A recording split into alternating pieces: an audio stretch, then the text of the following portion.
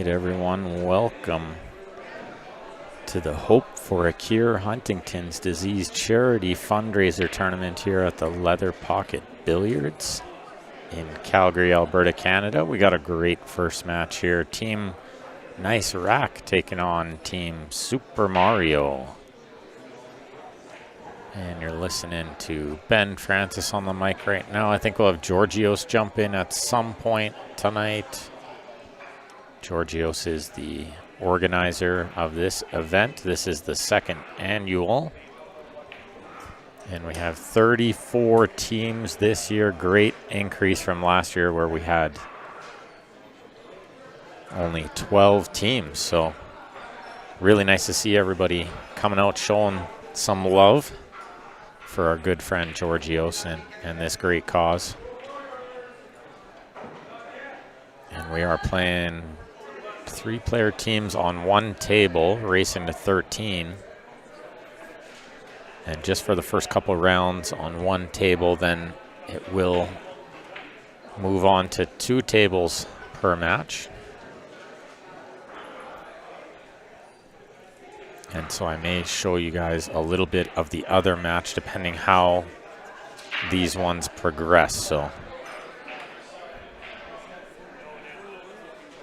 see if we can get a look at lots of different players. We got Peter Almazan at the table here, my good friend from years and years back. We've known each other a real long time, played teams together lots. I don't play as much as I used to on the weekly tournament scene, but it's still nice to see him when I get a chance. And he's trying to figure out if that stripe by the 3, looks like the 14, will just go into that upper right. The problem I see is getting on the next ball. So I might even try to shoot the 11 here and then shoot the 14 to get on the 9. But maybe the 14 to the 8 isn't the worst thing in the world. Just want to be close to it. So make sure you guys are doing me a favor and click that share button. We're going to be live all night tonight for this round, and then we're going to be back at 10 a.m. Mountain Time tomorrow morning.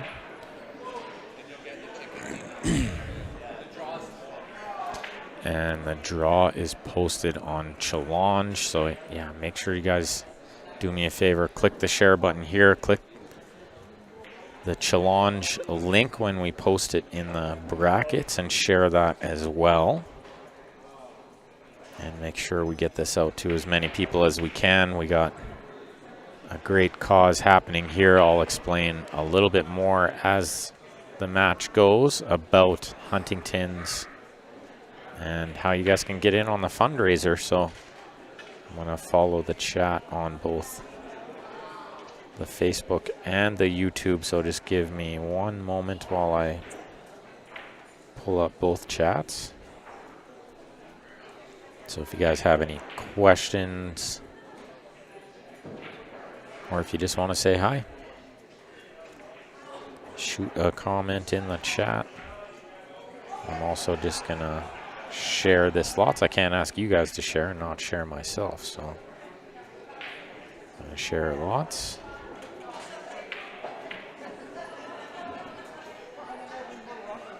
We got Bruce Baroda at the table here for Team Nice Rack.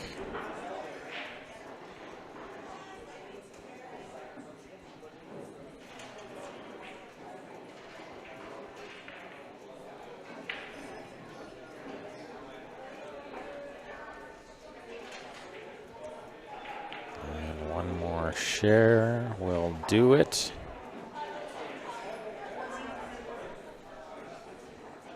Okay. So Bruce with this 2 ball, probably the 1 or the 6 next, obviously. First thought was the 1, that's where he's going. All right. Looking to get the first game on the board. Not easy in these little team scenarios because there is added pressure. You've got 2 of your teammates and 3 opponents staring at you. And the first game can add a little nerves trying to get used to things, but Bruce is very experienced in team games. He'll be used to that kind of small pressure at the start.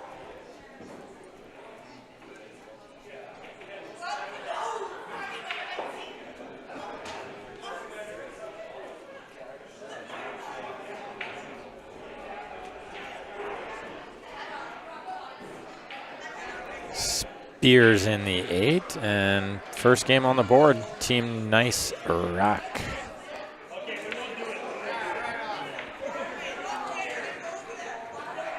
And we do have another match underway, but in between racks here, I'll just be talking about this great cause that we're here for. So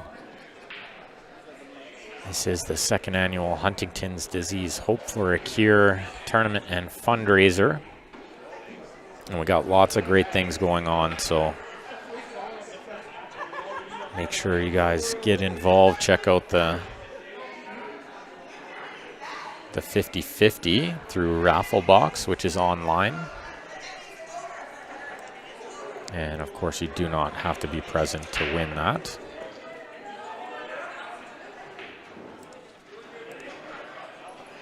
And so I'll just be putting up a few graphics in between racks here, guys. So make sure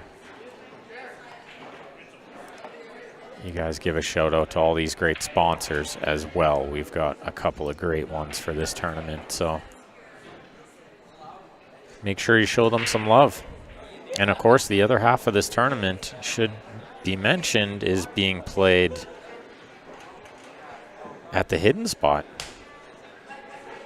Super cool. For the first time ever, we've teamed up and we're hosting a dual event. I mean, I think it's pretty cool.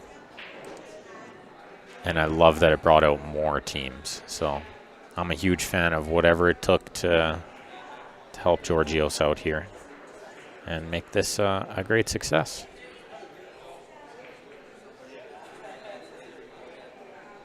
So once again, if you're just tuning in, make sure you do me a huge favor. Click that share button. This tournament means a lot to me personally. Georgios and his wife have been great friends of mine for my entire pool playing days.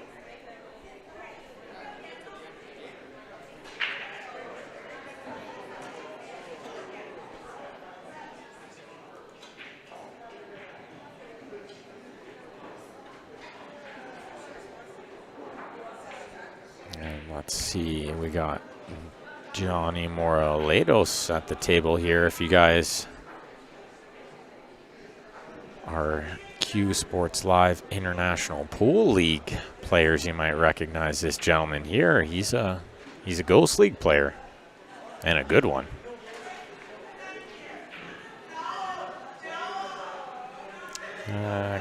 Comment on the YouTube chat wondering, does it make much difference to have 3 equal Fargo or a spread? Yeah, it makes a difference for sure. For sure it does. I mean, definitely I'm not on a team with an equal spread, so I'm hoping it makes a difference. I'm on a great team with 2 good friends of mine. We're going to have a great time. We actually are one of the lucky 2 teams that got a bye first round, a walk-through first round, so we don't play until tomorrow morning.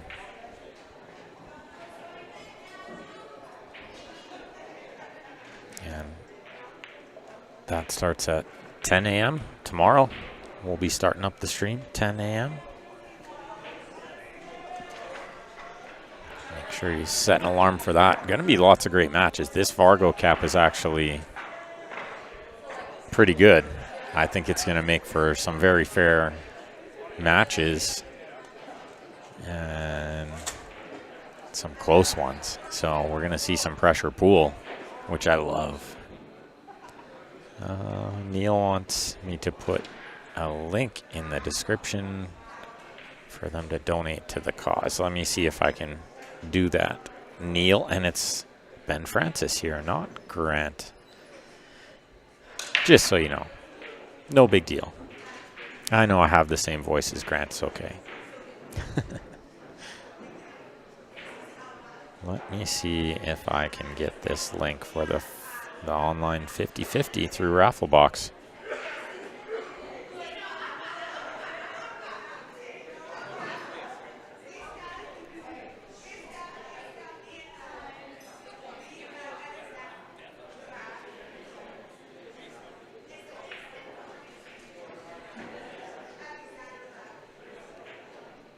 So let me see if this works. Hopefully it does. You guys can let me know if that link will work, of course. If not, you can copy and paste it into your browser.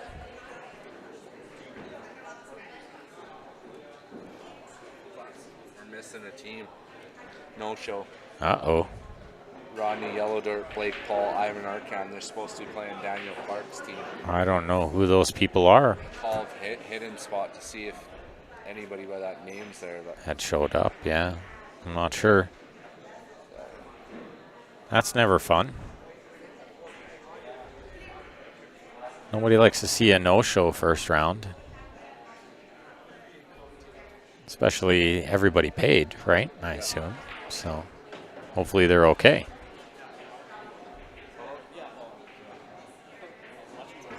There's a chance they just went to the wrong venue. This tournament is at 2 venues.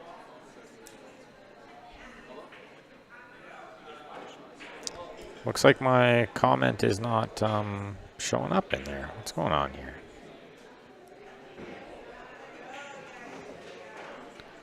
It will not show.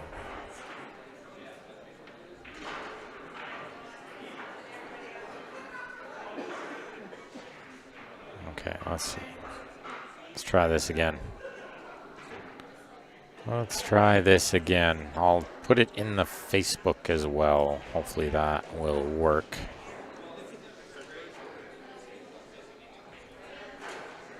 Yeah, you like to see a no-show in the last round. That's right, Dave Harding. That's right. Neil, for some reason, my comment will not show up in the YouTube chat.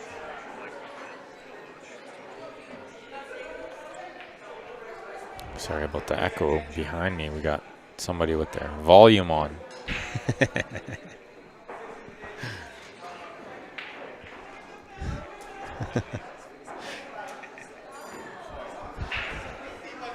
He caught it.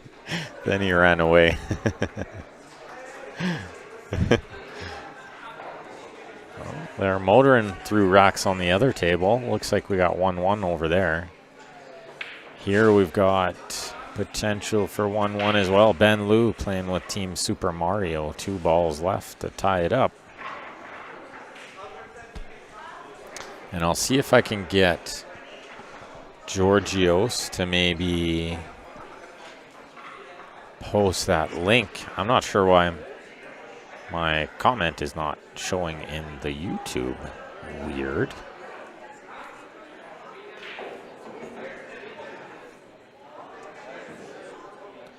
And indeed, 1-1.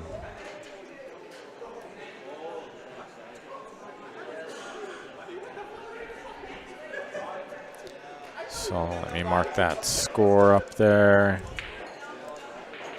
Racing to 13. They're going to alternate break, so home team will break the first 3 games, visiting team the next 3, and so on. Yeah, maybe they block it.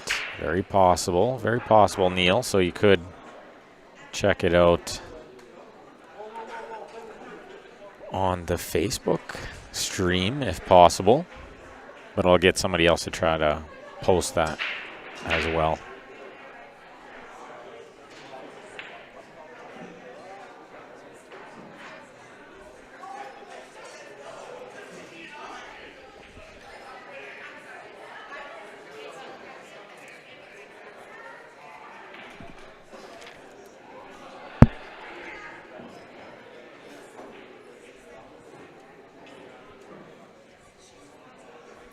Okay, we got Max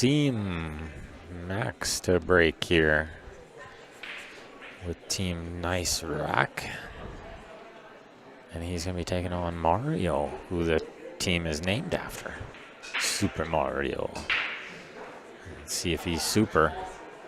We're about to find out because he's going to get to shoot first.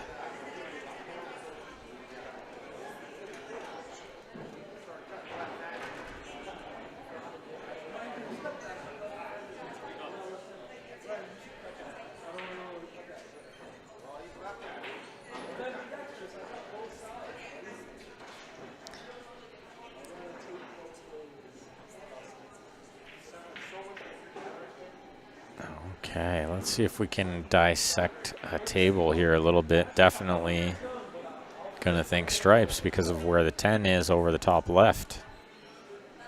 Probably shoot the 12 or the 11 first. I don't mind the 12 near the rail, near the right side rail. Probably come across and maybe get on another tough ball next. Plenty of options. Shooting this 11 first is okay. Just got to make sure you're potting the balls here. That's all. You don't want to turn the table over right away. Now your opponent gets to take control. Max will shoot stripes.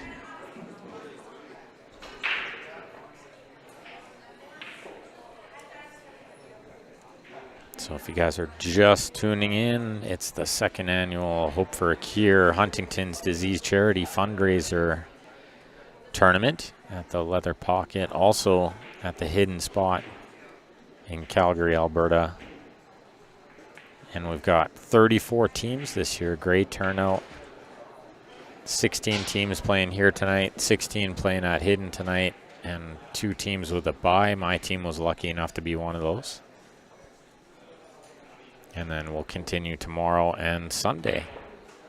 So make sure you guys are sharing the streams lots. We got esports streaming over there at Hidden Spot. Esports Productions on Facebook. Max, as predicted, rolls in a stripe. I thought he may contemplate leaving the 10 there, but I like what he's done because it shows confidence. When you roll in the hanger that's blocking some of your opponent's balls, it kind of just shows that you're ready to run out, you know?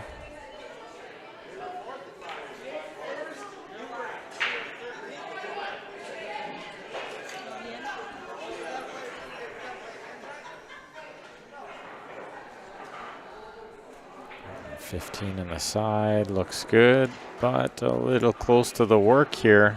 This will go in the side pocket, the opposite side, but he didn't want to be this close to the ball. There's no way. And yes, Sean, if you didn't catch my comment there, they are streaming from both halls.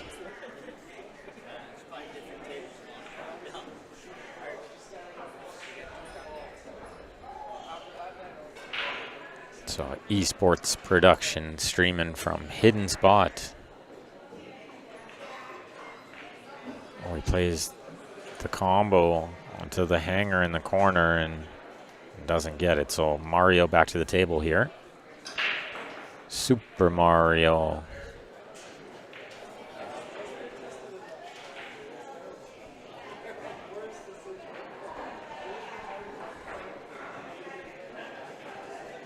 Make sure you guys support the venues as well.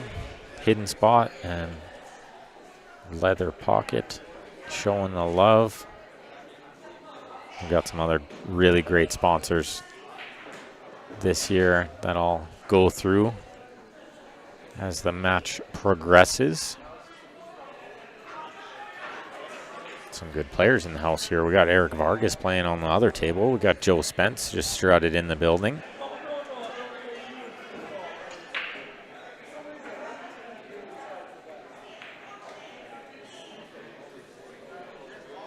We got ex-manager Jeff Wanless playing in the ugliest shirt ever over there. Tomorrow.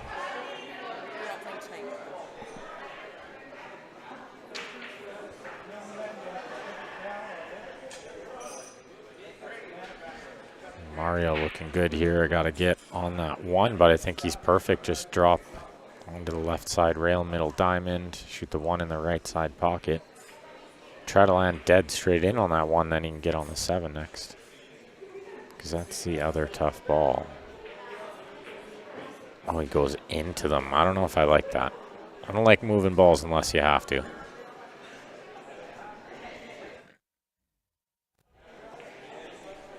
I think it's important to try to just pick them apart. It's more predictable.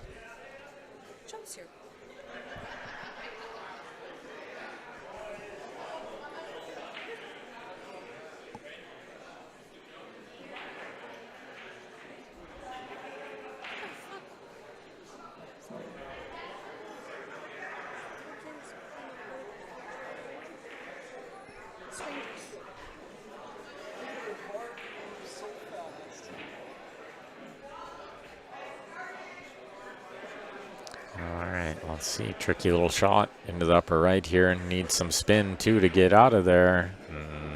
Does the 5 go on the side? If it does, he's okay. Still not easy, even if it does go.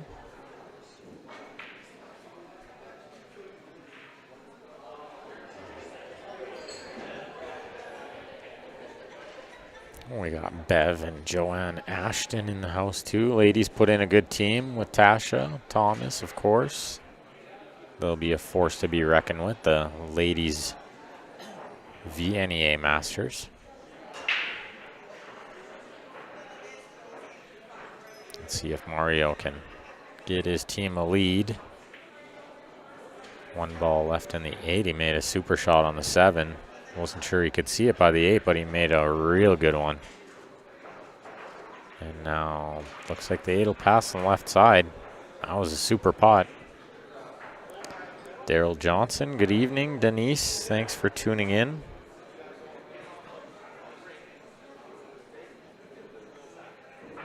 Yeah, tricky little one, I guess. Gotta be to maybe half a pocket. Don't know if he's got the whole thing. He's giving it to Be Sure. I like it. And he rolls it in nicely. Super Mario to the rescue. 2-1. They lead.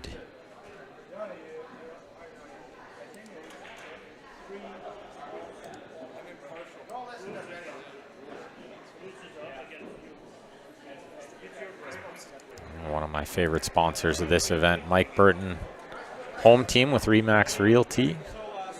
Super guy. If you didn't see the interviews he did, they're fantastic. You can check them out on the Leather Pocket page, Q Sports Live page. They're on Calgary Pool Scene. A couple of really good ones there.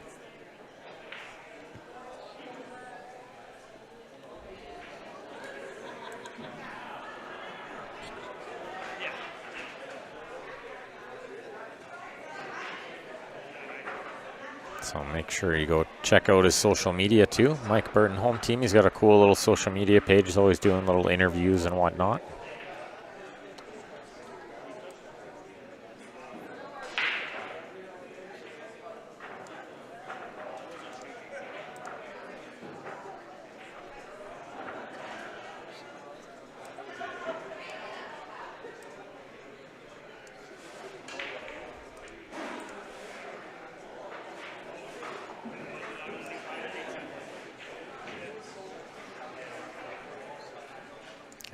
Benny's racking. I'll let you guys read this quick, if you can read quick.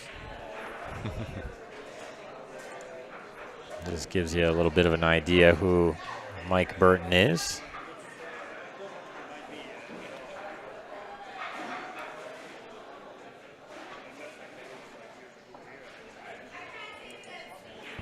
Great guy, really good at what he does.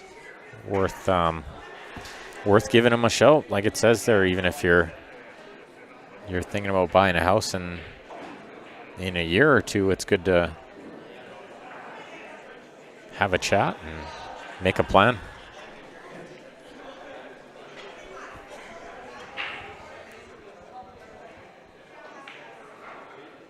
We got some good food and drink specials going on too. Gonna donate a little bit per sale from the food specials and the drink special. We'll donate a little bit each sale towards Huntington's.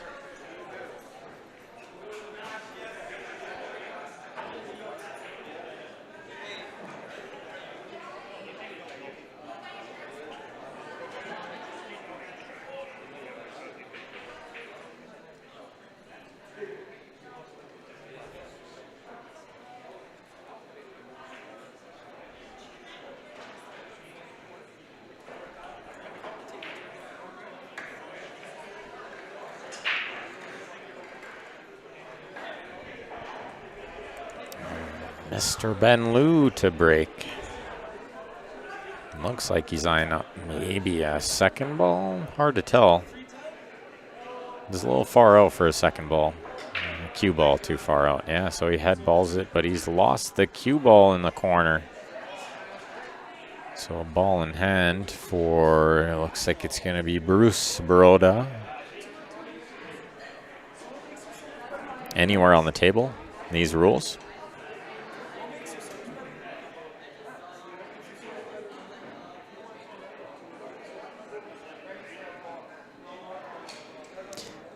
Bruce just confirming.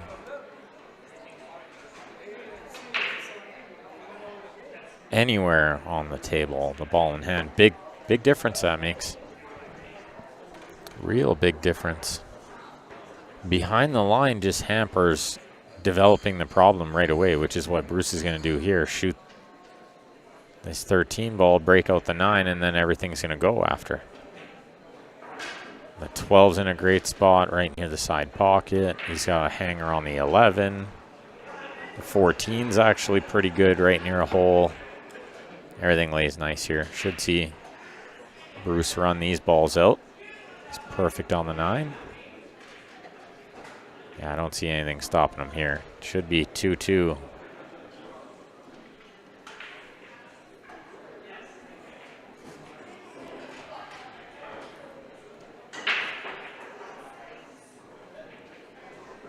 These teams, they match up quite well, actually, for a first-round matchup. And I think a lot of the teams are going to match up quite well, but this one especially.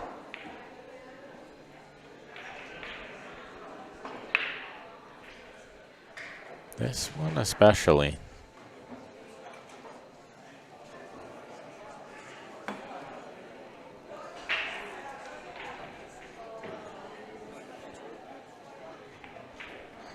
So Bruce 15, gonna shoot this ball in the bottom right corner. 12 over the side. This is it. Just a little soft draw here. I don't think he needs to do too much, but the stop won't be good. You need to draw. Comes with the stop. Can he use the 6 to hold the cue ball, or does he need to fight some traffic here? Oh, he had a little, way less angle than I thought. Nice little out from Bruce there, developing the problem right away. And then going to work. 2-all. And I would expect this one to be close.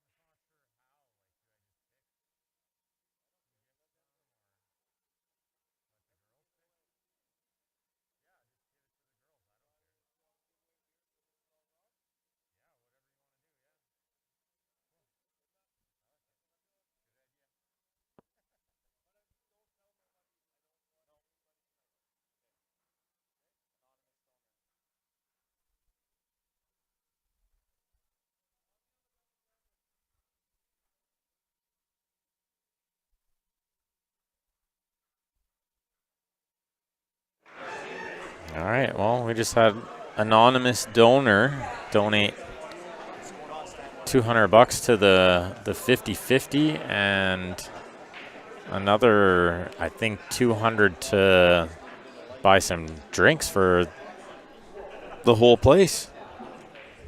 So, very generous. Very, very generous. Okay, 2-2 here. Super Mario to break. We got Mario Richard at the table. Head ball from down the middle. Does he make one? Does he make one? I don't think so. No. The walk away. And John Morlatos. Gonna have another open look here. Stripes look good. I think the 9 passes the 5. So I don't think he needs to move any balls. I think they all go. It'll just be a matter of opening some lanes. Can probably play this little combo. Get down near some other balls here. No, he's going to play this one near the bottom right.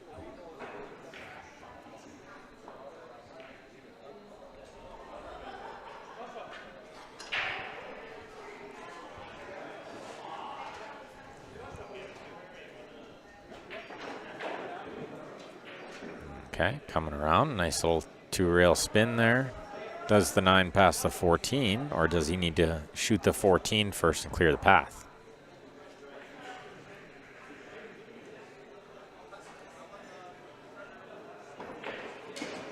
And that kind of tells you that he needed to shoot the 14 first. I think he underhit that too. I think he's trying to bounce a little off that rail, maybe shoot the 9 in the side or the 11. Or maybe he wanted angle to move the 9.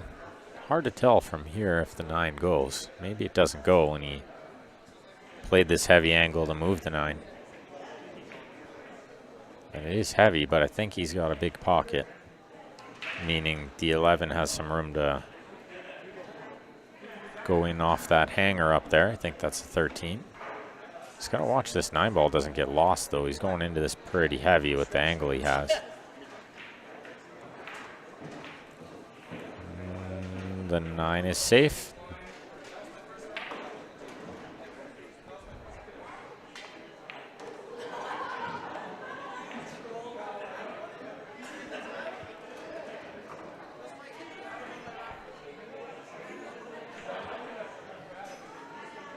Rolls that in the heart, gets perfect on the 12. Looking good, John Morlatos. Nice rack, looking to put a 1-game lead back on the board here. Just got to come across and not be behind the 7.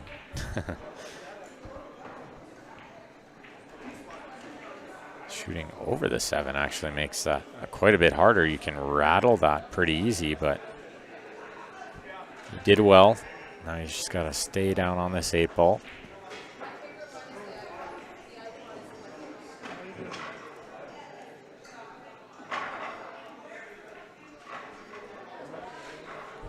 Which he does. Beautiful little out from John Morlatos there. Another great sponsor of this event. We had Sarah Dixon with RBC Wealth Management.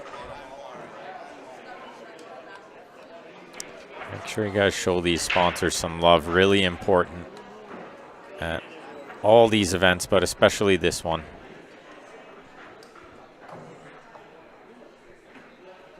These fundraisers are very important.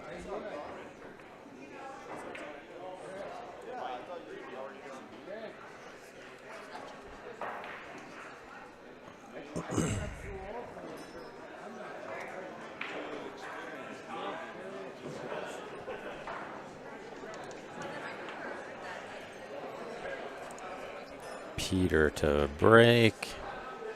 His team trailing 3-2, racing to 13 long matches here. Race 13, 3-man team, quite long. So maximum 25 games, and I feel like these guys could play 23 of them. No problem.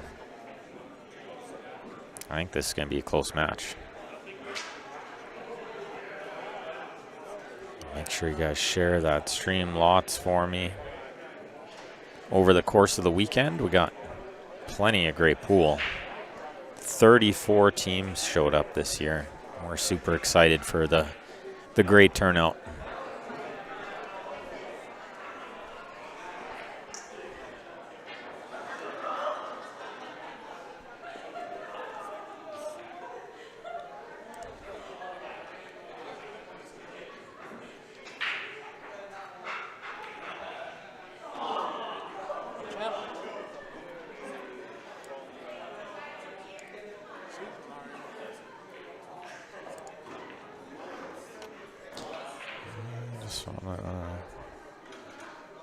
Try to find a description here. Giorgio sent me some stuff, so just to give a quick shout out to everybody who deserves it for all the hard work in this tournament. Of course, Giorgios and the whole team did a great job. Larry Walper, Steph Toy, Val and Shannon running the show over at Hidden Spot. Joanne and Dave at Hidden Spot, as well as myself and Sonia, who we joined forces to make this happen. Some of the great sponsors, money added, we had from Mike Burton, Sarah Dixon, Leather Pocket and Hidden Spot throwing back in the green fees. For teams that get knocked out 2 straight, there's going to be randomly drawn door prizes for individuals on the team from Matador Pizza, which, quick note, amazing, super amazing pizza. Old Town Pizza in Airdrie. Pool gloves from Mike Lapointe. And, of course, tournament directors and refs here at Leather Pocket, Stephanie Toy, doing a great job. And then at Hidden Spot, Val and Shannon. Val Franiel, Shannon George. And the ways you guys can contribute to this great cause, Huntington's charity, is through the 50/50, which I put a link in the Facebook, rather. And I'll post some links on the Q Sports Live page as well. And then there's also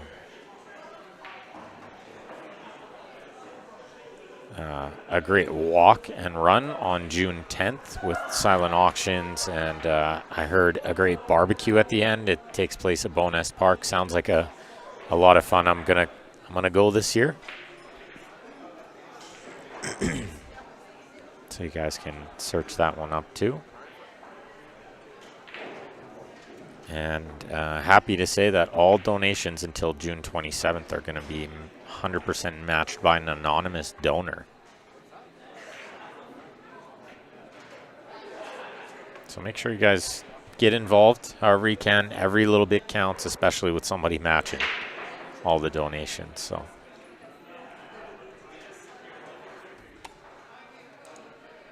back to the action for a minute. We've got Peter at the table here looking at solids, which do not look great right now.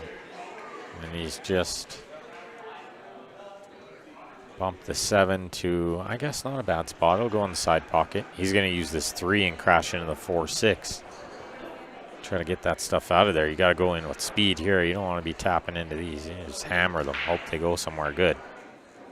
Well, that's what he tried to do, but he hit it so hard he punched into the stripe. The stripe in the way, which actually wasn't the worst case scenario.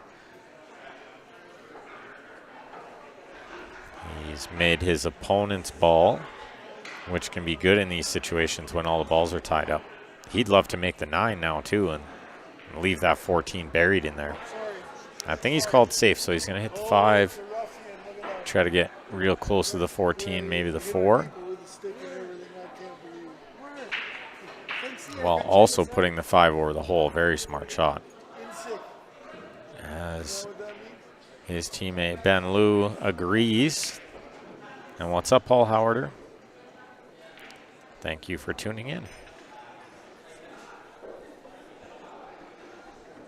And everybody else tuning in, you guys know the drill. We only ever ask one thing on these free streams is that you give it a share. Give it a thumbs up, give it a like.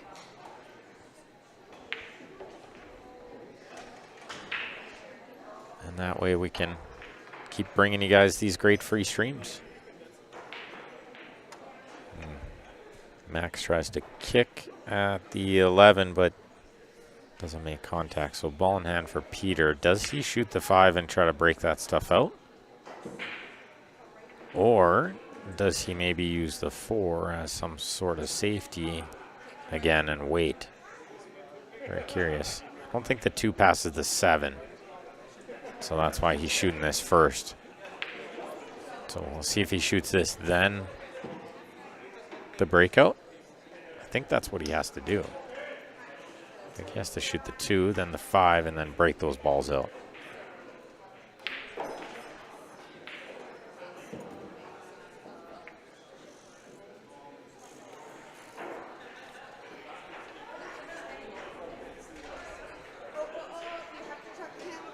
And again, speed. Need some speed in this one.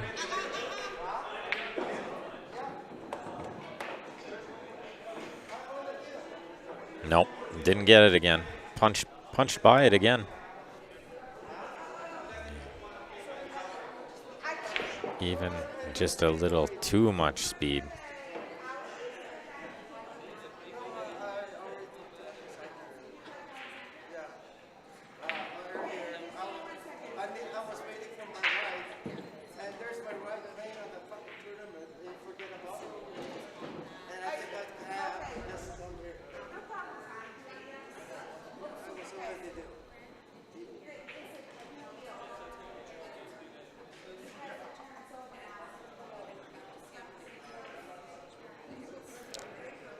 Oh, let's see.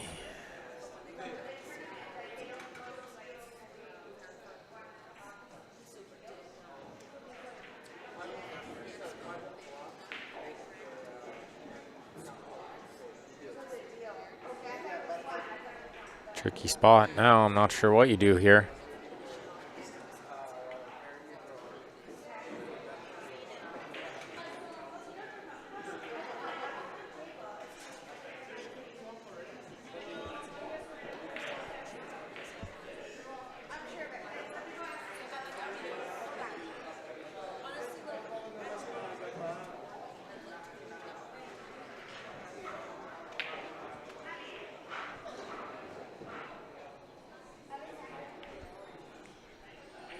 Probably the correct play.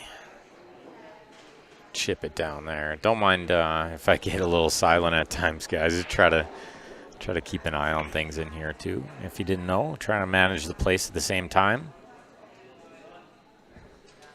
Unfortunately, one of my business partners is gone on a work trip. The other one is playing, I believe, on another table.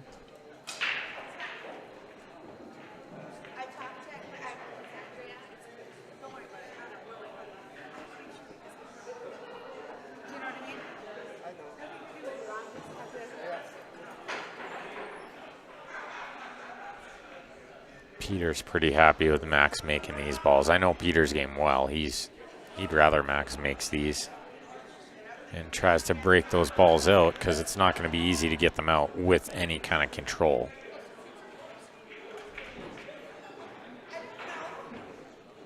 Yeah, Derek was a silent partner a couple weeks ago.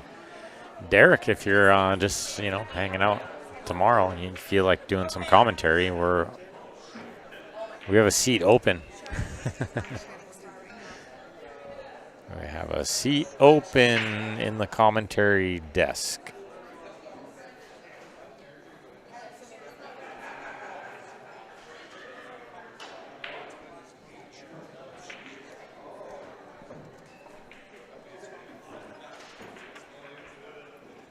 Yeah, that's fair, Derek. We'll give you a pass this time. He's got the kids. Totally fair.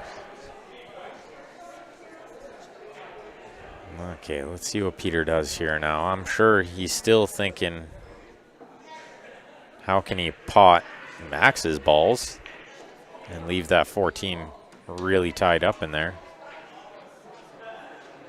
But I did kind of think this match would go this way too, like grinding match, I predicted.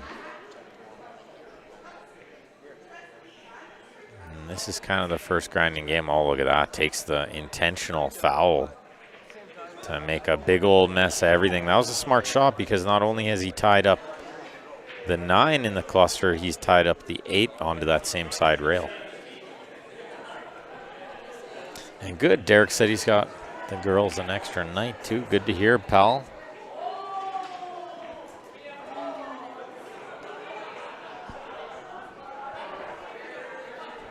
Okay, what do you do if you're Max here? I think you put the cue ball somewhere behind the 14 to probably play the safe. Or you come off the top of the 9 and try to use the 9 and the 8 as cover. The 9 covering the 6-4, the 8 covering the 7. But I don't think you get much separation that way. That's the problem. I think I go the other way. Is he going to blast at this? Oh, it was wired. Okay, well, that changes everything. That changes everything. It was wired. And now he just rolls this ball inside, and he's out. Just got to watch you don't push the 8 near the 7 here. Can definitely happen.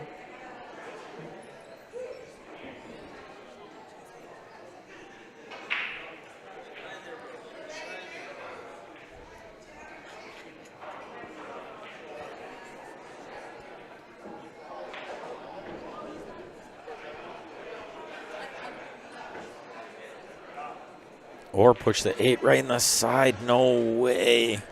Oh, a little unlucky, I feel, because he couldn't completely avoid that happening without pushing the 8 into the 7 as well. I don't know what he could do there.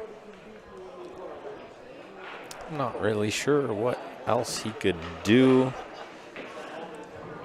If you guys are just tuning in and you didn't hear, there is an anonymous donor going to match all donations up until the 27th of June. So lots of time to get involved, people. If you're just tuning in online, there's a online 50-50 through Rafflebox. You can scroll up through the Facebook comments there. Actually, I can probably pin it. Of course, our man David Wilson with the challenge bracket. Thank you, sir. And just a few notes about what Huntington's disease is while Bruce is breaking here. It's a genetic disorder that affects the brain. Causes progressive physical deterioration, cognitive and emotional abilities. And it affects approximately 1 in 7,000 people in Canada. And it's genetic, of course, so 50-50 chance you get it from one of your parents.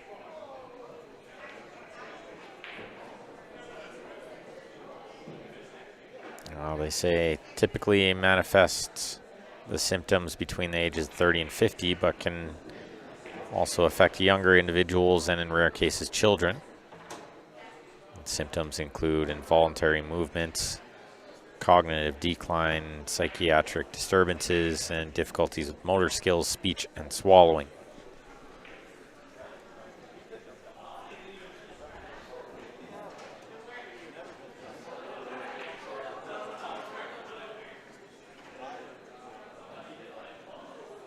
And so a lot of these fundraisers, they help with providing support, education, and the resources that caregivers and stuff need to help these people. And of course, The research is ongoing to try to understand the disease and develop some better treatments and therapies and kind of just managing the symptoms. There is no cure. So definitely a rough one. They kind of describe it as like having ALS, Parkinson's, and schizophrenia all wrapped into one. Very, very devastating disease. So when it's a friend of mine that's affected, I'm all over trying to do whatever I can to help. So I'm very honored that we can be a part of this tournament every year and do what we can to help them raise money and awareness for the cause.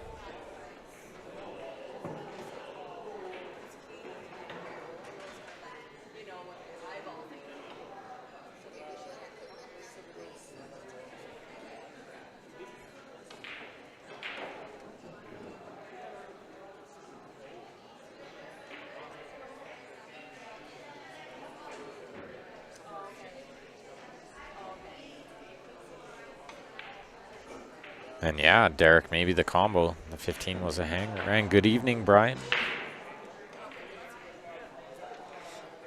Okay, let's see what we got going on here.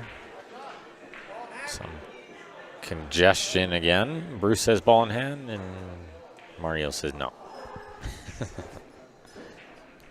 You wish. Okay, I think looks like Mario is low ball, so Bruce has got to be stripes here. 1, 2, 3, 4, 5. Yeah, he's got 7. So the 10 ball in jail, but the 8 is the obvious problem. But the 12 is right there to kind of deal with that. But the 13 right by the 1 here, that's what he's worried about. So it's maybe pot the 1 and spin the cue ball up underneath the 2, 7. Didn't get there. And now Mario could potentially use the 2 ball after the 4 or the 6 to open the 8, 10, 7. It's possible. From second view, it looks like the 7 will pass the 10 and the 15 into the upper left. So it's all about the 8 here. The 8 might go into the lower left, so he may not need to move anything. That's what he just looked at. I promise you, he cannot hear me. I'm too far away and behind too much stuff, and there's too much background noise. Pots that nicely.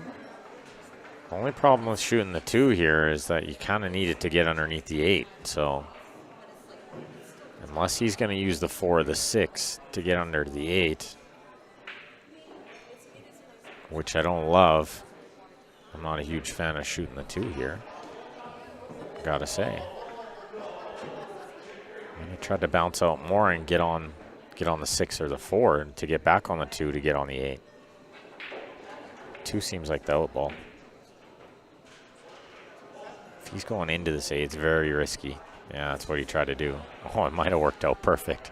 He clipped the 12 and went perfect into the 8, and I think he's straight in on the 4 and the 6. He's got either one. I don't mind the 4 with the stop. Or rather the soft draw to get to the 6 in the side, not the stop. The 6 with the stop leads to the wrong angle is kind of what I was thinking there with the 4 next. So I think it's the 4 with the draw to get to the 6.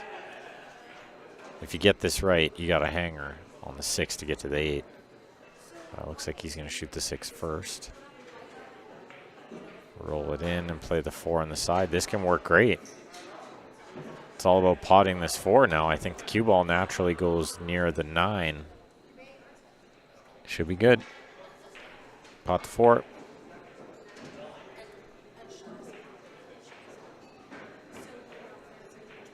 Might even miss the 9, so it's all about speed here. Just don't overhit it. I like that he's kind of taking his time. Giving it what we call the be sure. Always be sure. Oh, he's going all the way down there, and that's not bad. He's got the side pocket here. A big shot for Mario and for Team Super Mario.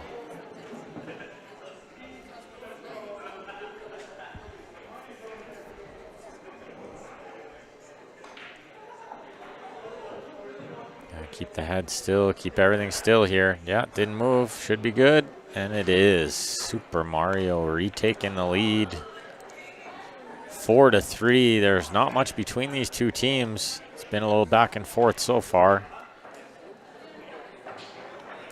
And of course, big shout out to our two halls hosting the event here.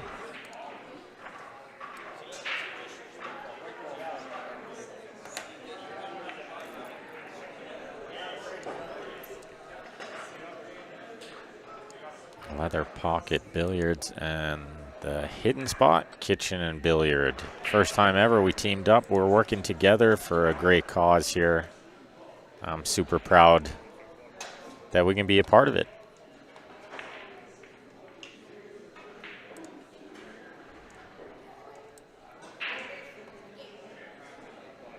And of course, another big shout out to Mike Burton.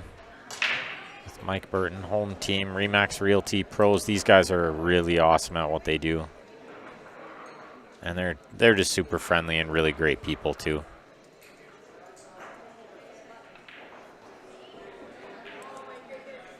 Pretty sporty pool player, that Mike Burton as well. He knows how to hold a cue, just like this guy right here, Johnny Moraletos, breaking rack number 8 of a possible 25. And it's dry. He hit it really good too. He crushed it. Stripes look not bad. Need to play the 14, the green 14 stripe before the 15, brown 15. I think everything goes without moving any balls, which is nice.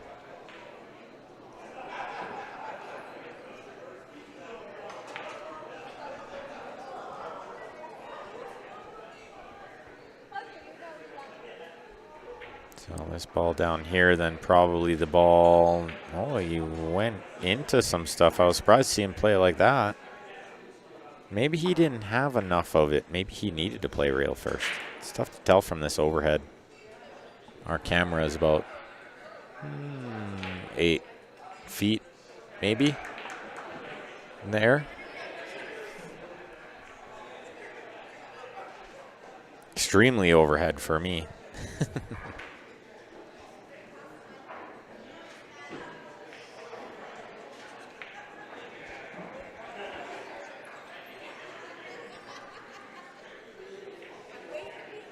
He plays a bank. Oh, and he hits it like a dream. What a great shot. What a super shot from Peter there.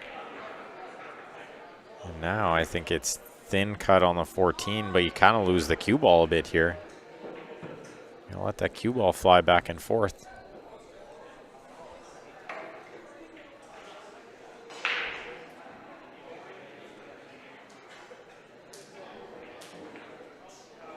Which it does, crashes into some stuff, and it's worked out okay.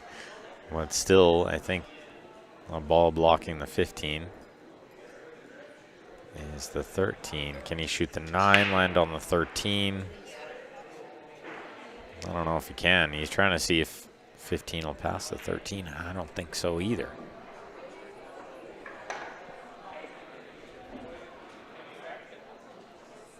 Trying to see outside of the screen. Looks like the 15 would pass, but it's too tight. It's too tight to play that shot.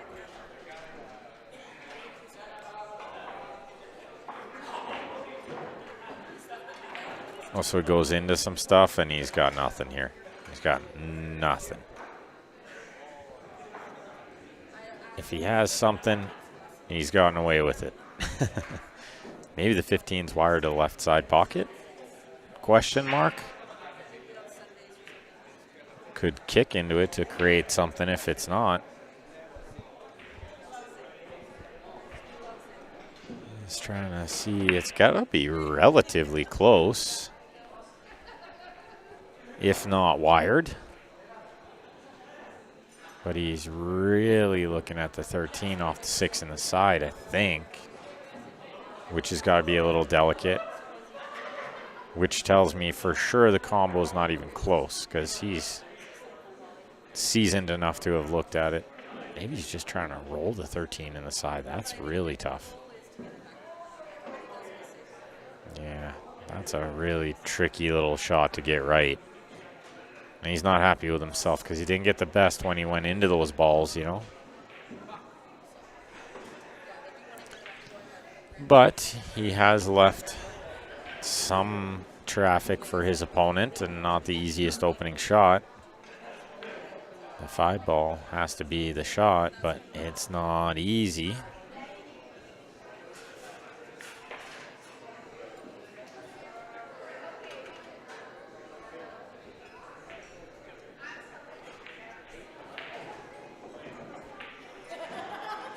Sometimes you can get caught up trying to find something else. Maybe the 6. Yeah, maybe you can't see the 6. Okay. Come around the bottom of the 3 to shoot the 3 in the top right next. He's going to hold it. Okay. Less angle than it appeared.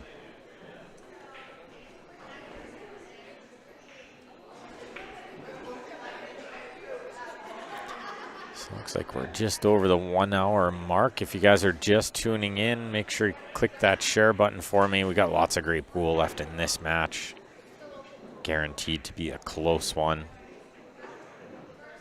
So share it up on the Facebook. Click the thumbs up on the YouTube. We're live on both. Chat along in the comments. And we will be live all day tomorrow and Sunday as well, starting 10 a.m. both days, 10 a.m. Mountain Time.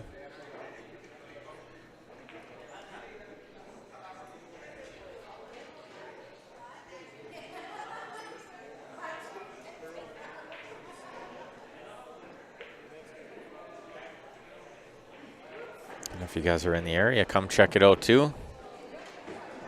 Leather Pocket Billiards in Calgary, hidden spot streaming the other half. 7 games on 2 tables equals 1 hour. Ouch. Yeah, Larry said matches will take 2 hours. I said 3 hours if it goes 23 or more games. And it could go more than that. Could be more like 3.5 hours for 25 games is what I think.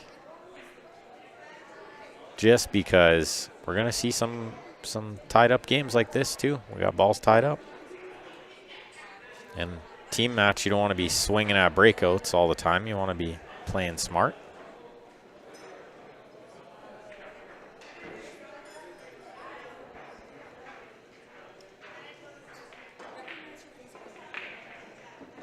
Look out, 8 ball. That would have ended the game earlier. That would have solved the cluster. Does this combo potentially go? I think it does. I don't think there's too much space between those balls. What he's thinking is he's guaranteeing getting close, and he's going to kind of plug that hole, but you got to watch you don't just leave your opponent a shot into one of the upper corners anyway, the upper right corner.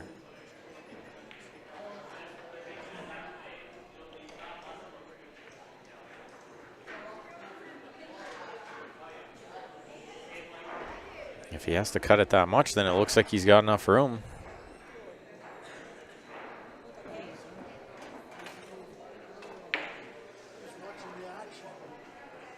Big shot, though. Nice rack trailing by 1. This game's been back and forth, match back and forth.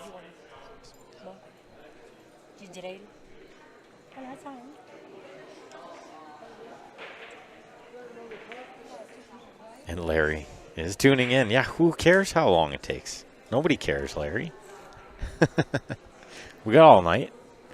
We're here for a good time and a long time. Can see him across the room listening, so. What's the score over there, Larry? Type the score in the comments. He's waving.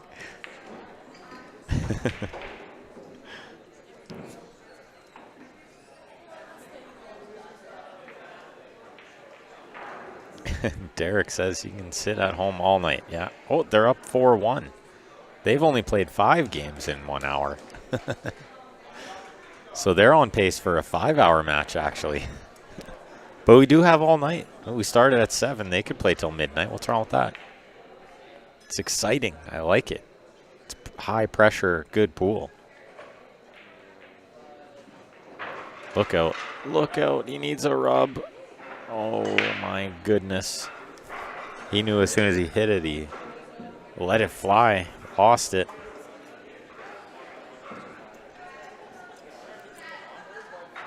And he's going to try to back cut this one. Doesn't have to do anything but pot it, I guess, this way. He doesn't have to worry about the cue ball, but he's missed it.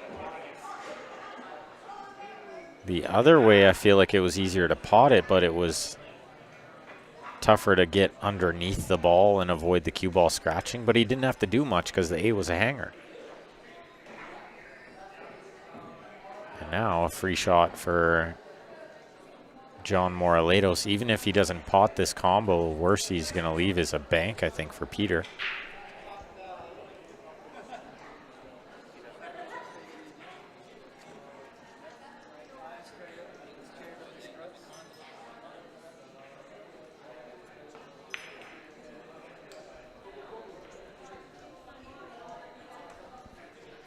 Lots of great pool going on. Looks like everybody's having a great time so far. Hopefully you guys are enjoying the stream as well. Make sure you check out the stream at the other hall as well. Oh, he makes the combo, but pots the 8 out of turn, and that's going to be 5-3. Super Mario. I hear them say, we'll take that. And I bet they will.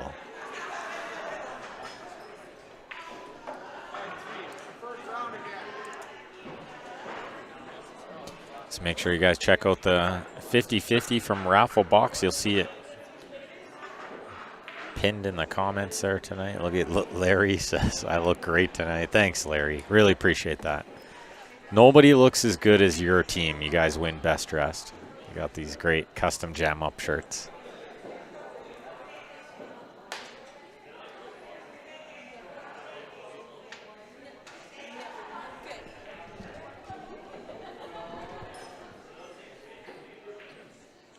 Oh, very good pun there from Derek. I look like a pillar of the community. I'm kind of hiding behind a pillar. It kind of blocks some of the sound, and it leaves the teams lots of room to sit. So I kind of like it here for team matches. For singles matches, I'm not sitting here.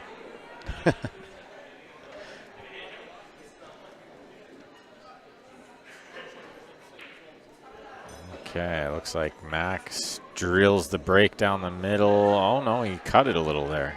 Got the cut break going. He's made a ball, but he's got some work, some clusters. Does the 9-7 hanger stripe go? The stripe near the bottom left. Does that 3-ball combo go? If it does, then everything else will go.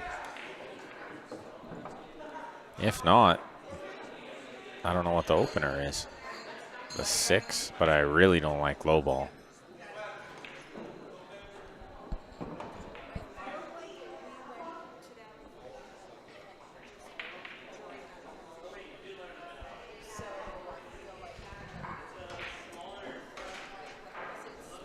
Well, what do you do with the 7 here? What do you do with the 7? Nothing really breaks it out that good, to be honest. Doesn't really bank, I don't think.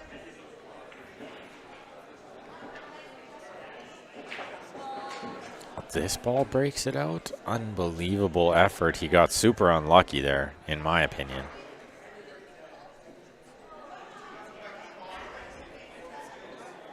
Yeah, like Derek says there, Romeo. And good to see you, Romeo, in the chat there.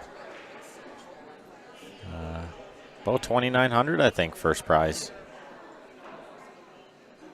great payout, really, for a charity tournament. 3-player teams.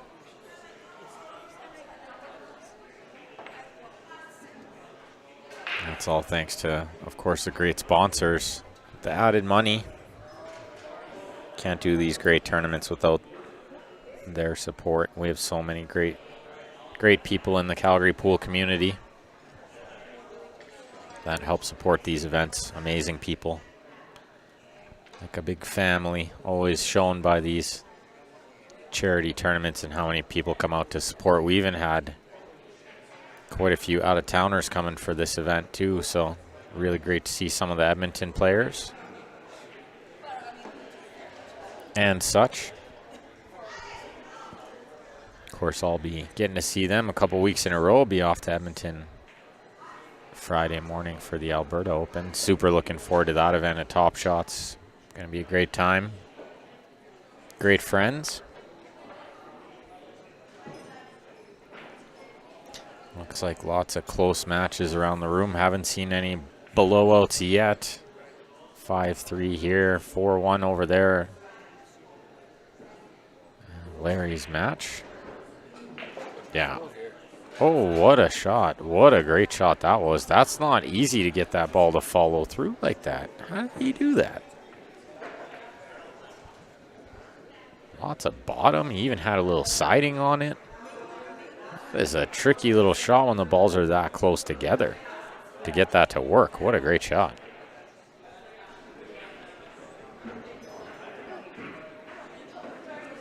Oh, just watching the delay on the YouTube as well. Like, that was a super shot. Something else. Okay, Steph Toy, tournament director and referee here.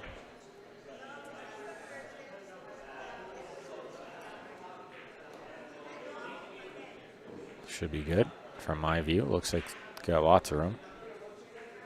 Yeah, no problem. Good shot from Max, but he's got a little unlucky here again, I think. What a super out.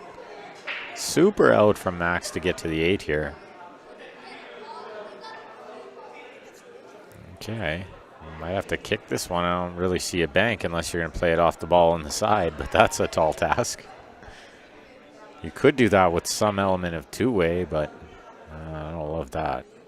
It's got to be the kick in the upper left. Yeah, that's where he called it. That's where Derek Moore called it.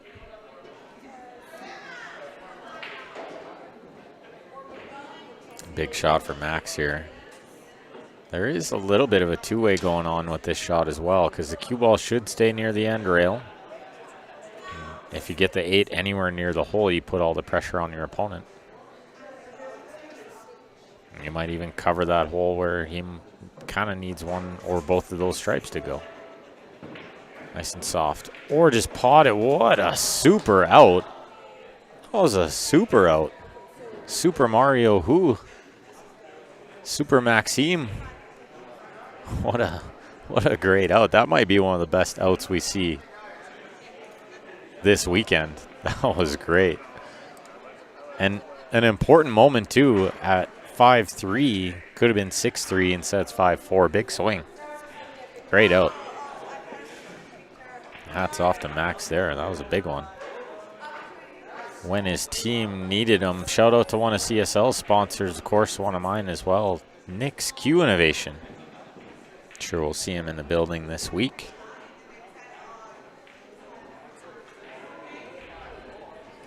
And as always, Jam Up Apparel. Making sure all these players dressed real nice, except those Oilers fans over there.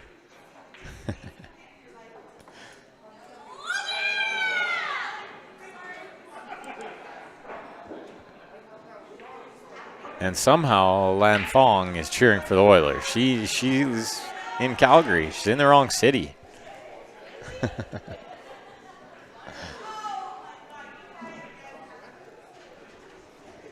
right, here we go. Peter with Super Mario wants to retake that 2-game lead after Maxime coming with the super out. Super Maxime.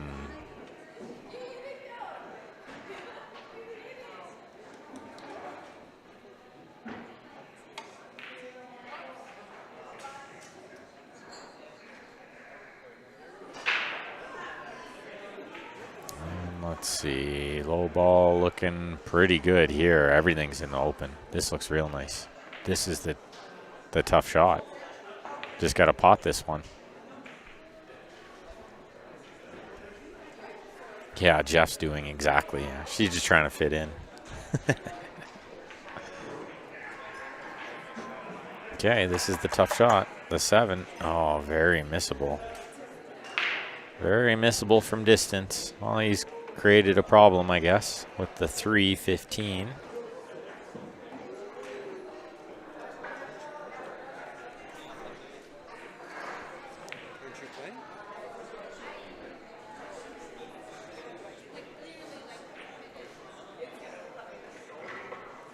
Let's see what Bruce does. I think he can see the 5. I guess he doesn't like it. He's going to shoot the 7. And try to get into the 3 right away. I don't love it. No, okay, he's not going into it yet. Super pot on the 5. Rather the 7 to roll that ball in. He can use the 6, come straight across and break that stuff out. And the only problem is he's not really on anything after that unless the 5 back cuts from there, but I don't think it does. So he's got to land on the 3 here, I think. Or potentially the 1. Yeah, it doesn't roll through to the 1, I don't think. Yeah, tap of the table tells you everything you need to know there. He got nothing.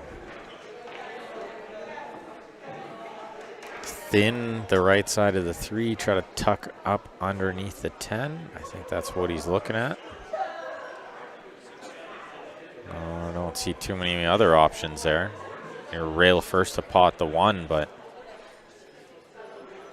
can he be on the 3 or the 4 after?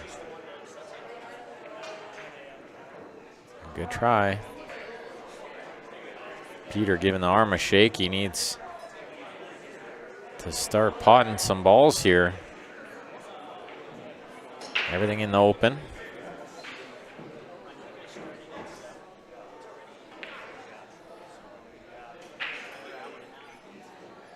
No, that one's not going to go. It's going to trickle out a little, but he's plugged that hole up there, and I don't think the 3 passes into the upper right. I don't think the 1 will cut from there, so maybe another safety, 2-way shot of some sort. Put the cue ball on the right side rail. Probably works. He's trying to bank and take over that pocket, I think. Put a ball down there to deal with the 3. That's a smart shot.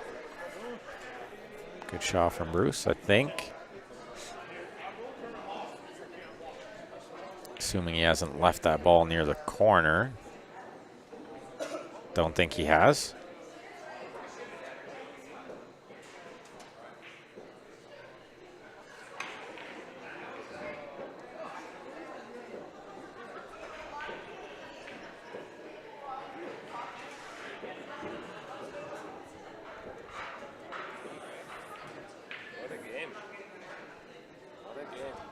Good return from Peter. Ties everything up in that upper left.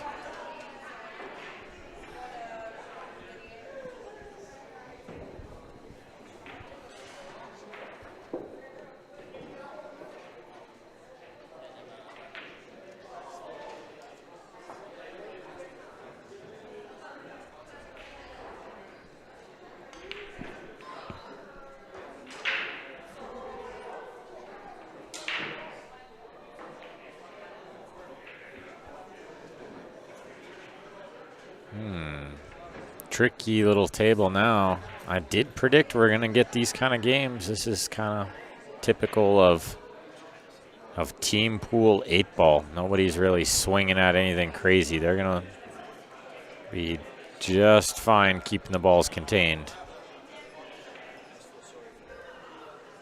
which is going to make for some long matches.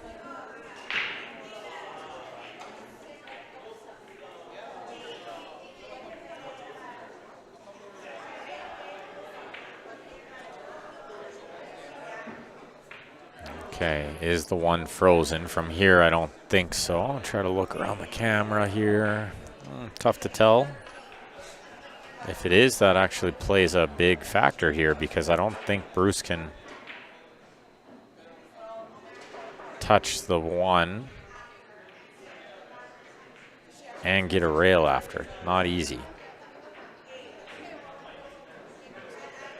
Yeah, kicking into it doesn't even really get a rail after. If it's frozen, this is kind of a big spot. You got to get a rail after you touch the one.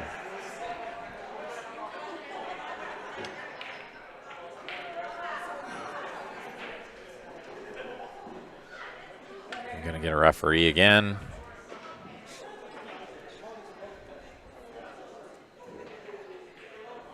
Going to be tough for us to tell from here. He's going to be reaching over and blocking the view a bit.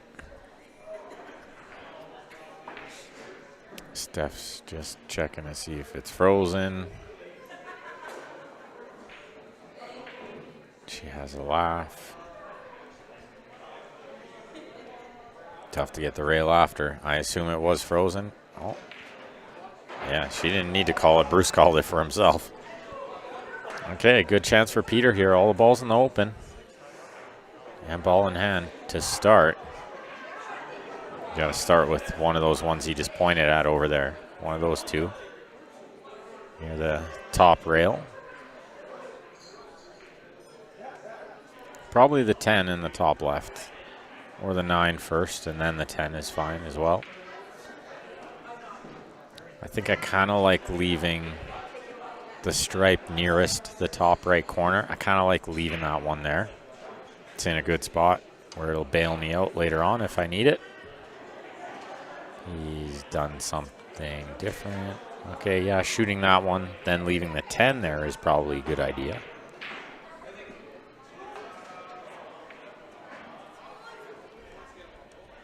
Just gets on from a lot of good spots.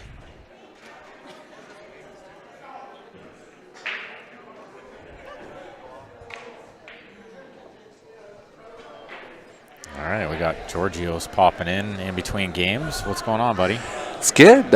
First match, it's tight. It's kind of nice. Every table I'm going to, it seems like the races are all close, which is kind of what the whole point of the tournament was. Yeah. So isn't it nice when it plays out like that? I love it. Yeah. It's been awesome just seeing how many players just stopping by.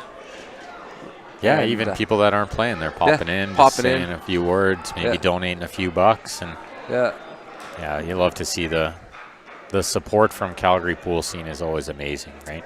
Yeah, it's there's nothing like it. And I should say Edmonton pool scene as well. We got Edmonton, Red Deer, and Medicine Hat, and Lethbridge representing. So pretty lucky. But yeah, between texts, people walking up to me, just realizing is like, hey, I've known you for like 18 years, but I didn't know that, like, what an impact this has on you and your family. So the awareness is getting out there. It's amazing. Yeah. That's the biggest win out of this whole thing is if each person tells one person, just more awareness, and that's right. That's all I can hope for. So that's what we're here for. So what's the score over there? We got to know. For us now, it was close, but now knew we're it was 4-1 at one point. 7-3. 7-3. Okay. We pulled away a little bit, but they won the last couple. You guys must have ran a couple of racks or something. We definitely did. Okay, good. Definitely did. A couple of missed 8 balls that we took advantage of, but yeah. That's all you got to do. Yeah. Okay, well, we won't keep you for too long. Awesome. Make sure you go over there and focus for your teammates too, right? Yeah, we'll be back. We'll be back. Yeah, he'll be back. Just wanted to pop in. Thanks, buddy.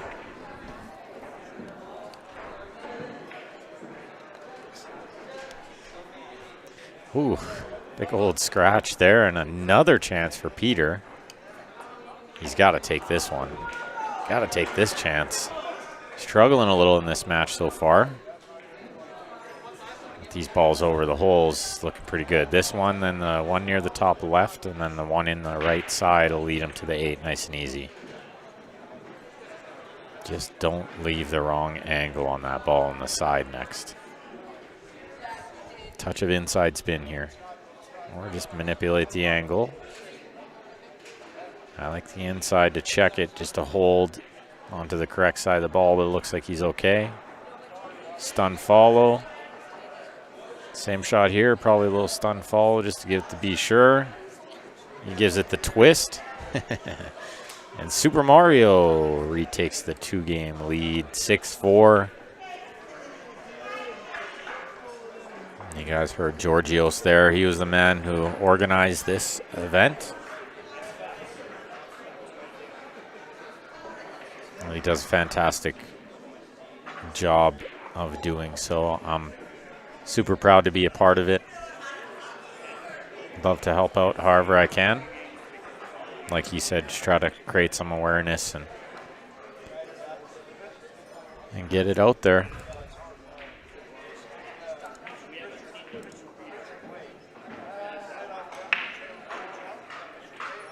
And I'll try to, when we do the run and walk, I'll try to maybe do a little bit of the stream on Q Sports Live as well. So I might just do a quick little 30 seconds or 1 minute, something short. And I'll post it on there for you guys as well. So you can join in on the run and walk if you can't make it in person.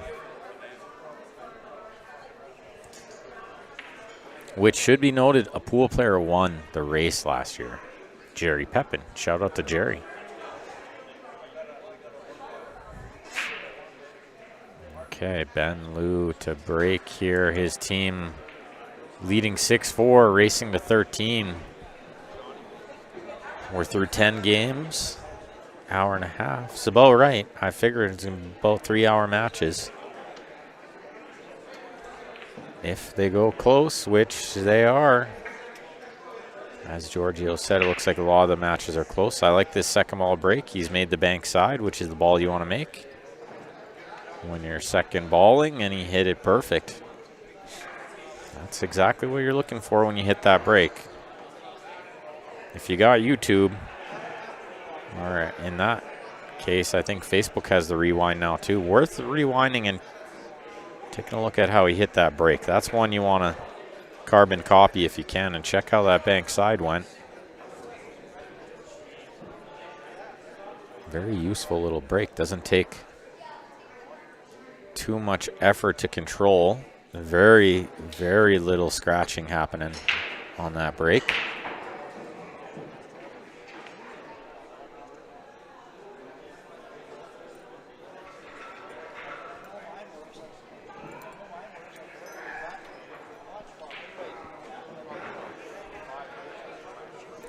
Good shot, but he's caused an issue here.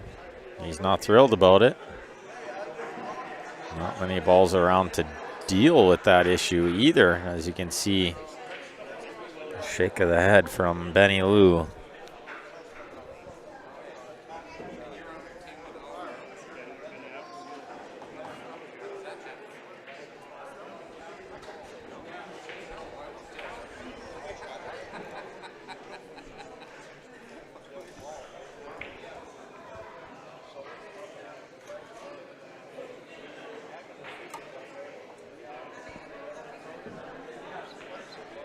So I'm not sure he can do anything with those two tied up balls. It might be needing a safety here at some point, rather than try anything else crazy. I don't see anything great here. The 11 is in not a bad spot to sort of maybe develop those two balls, but the 6 and the 1 are blocking a lot of angles that you need.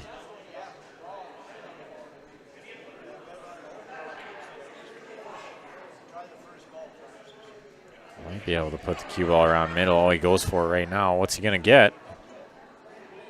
Nothing. He got the worst of it. He's tied up the 11 now. Don't think the 10 passes the 14. Certainly now it's time to run and hide.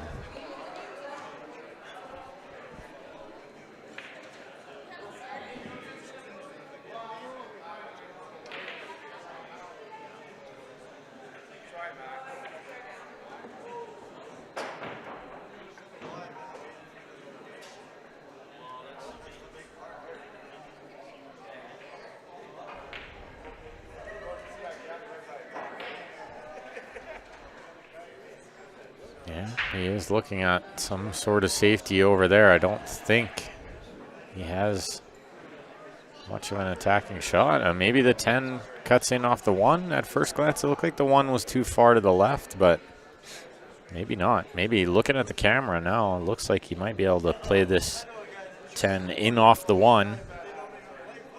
Lots of left spin on the cue ball. Send it into the 6-11 to open that up. The problem is he most likely needs to land on the 11. Unlikely he lands on the 13. And pretty much no chance he's landing on the 14 unless he clips the top side of the 6 and the 8 or something funny. Also got to watch this 8 ball doesn't go plug that 13. A lot of bad things can happen here. Oh, the 8 could go straight in. It almost did. It almost did.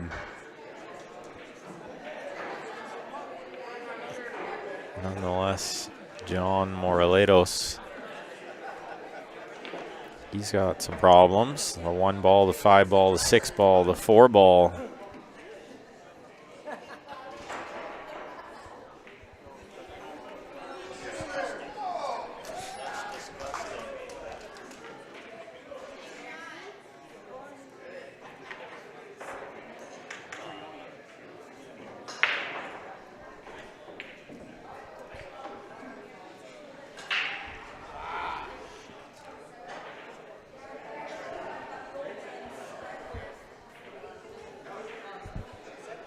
Okay, rolls in the deuce. He's on the 7. I think he's going to send the cue ball into the 6 or the 1 here.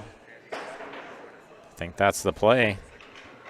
And hi, Laura Berg in the Facebook. Thanks for tuning in. I'm doing great. Everything is great. Super turnout. Super excited to see so many teams turn out for such a great cause.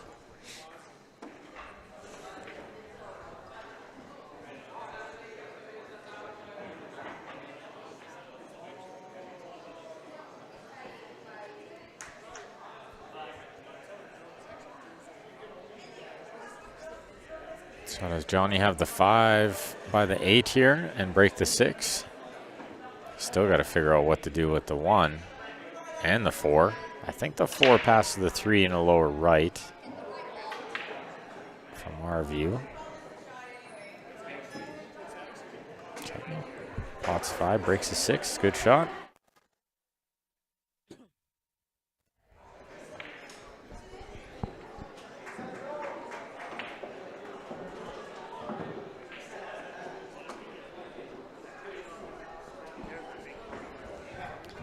Looking at trying to get angle on the 3 to maybe get into the 1. I don't like that.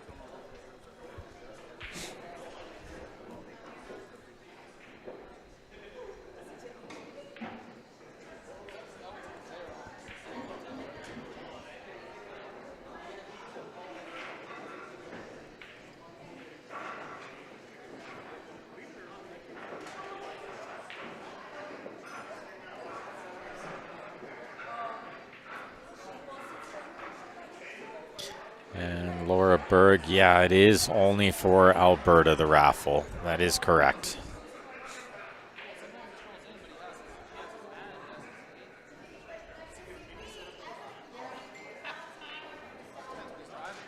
Oh, he goes into it, but gets absolutely nothing. Now he has to probably just concede chipping it in, like chip off the right side of the 1, make the 10, try to get the cue ball frozen up on the 14 or something. I don't see anything else.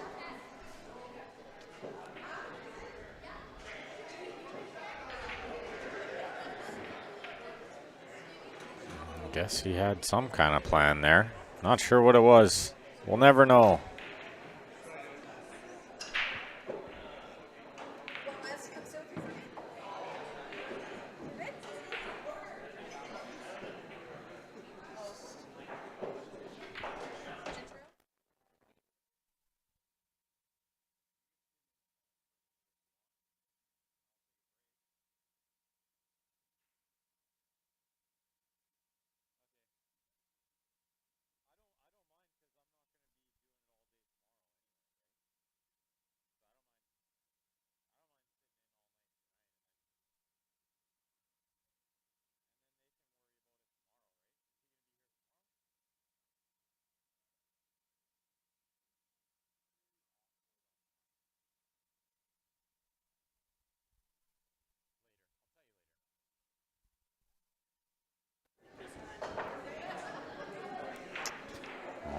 Cue ball found the drink. So Johnny's plan worked to perfection, it looks like. He trapped him perfectly.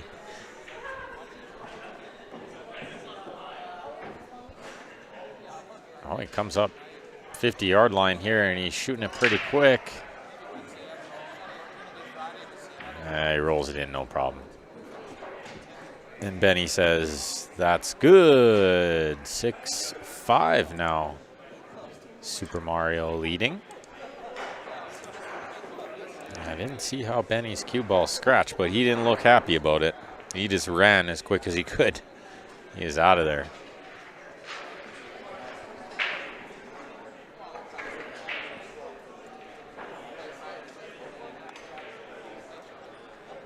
Another shout out to our great sponsors here, of course, Leather Pocket. You're watching right now. And also the Hidden Spot Kitchen and Billiard teaming up together for this event. You'll love to see it. And there has been an anonymous donor is going to match all donations up until June 27th. Pretty cool. Pretty cool stuff. Georgios, I know he has the goal of 50,000 this year, and he's already at, I think, 13 or 14,000. He's doing great. He's well on the way there. I think by the end of this event, that number is going to be quite a bit more.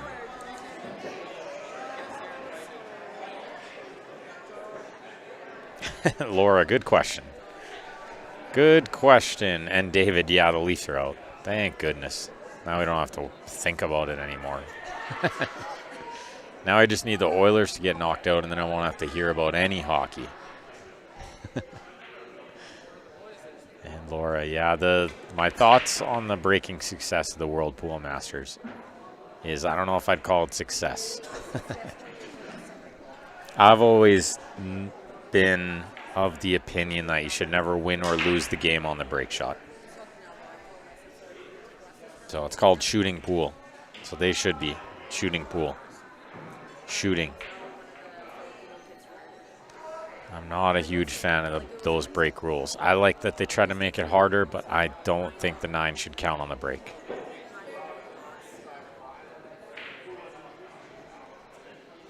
Oh, he double kissed the 8 and went in the top left, says Paul. Ouch. Yeah, that one's going to hurt. That one's going to hurt.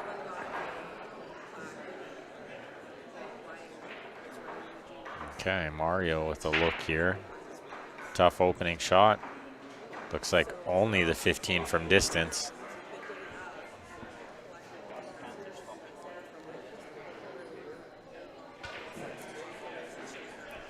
Yeah, that's a tough shot for your opener from distance. You don't love having to shoot that. So Maxime with the out of the tournament so far. Let's see if he can follow it up. His team trailing 6-5. They could sure use another one of those super outs.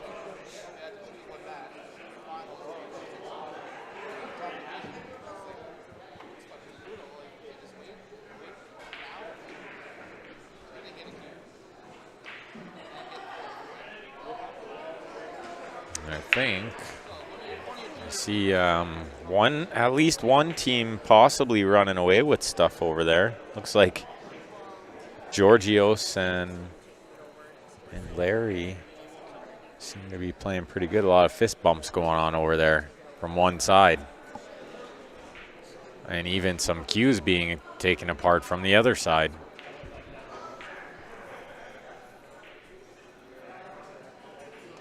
It can't be over yet, I don't think.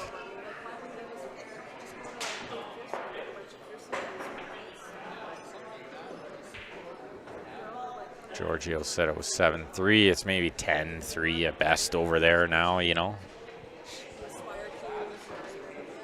Good shot from Mario. Didn't see, he got back pretty quick. I didn't see how. Trying to check some other stuff going on in the room, of course. Lots going on. Packed house in here. I think only 1 or 2 open tables at the moment.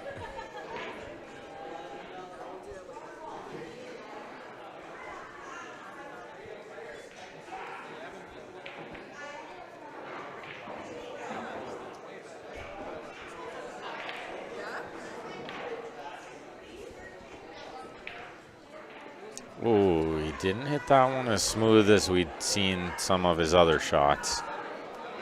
Got a little bit loose on that one, you could say.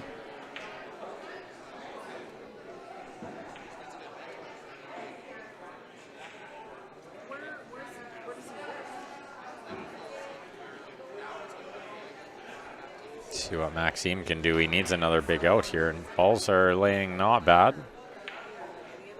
See him point over at that one. That's the tough shot. That's the only tough ball.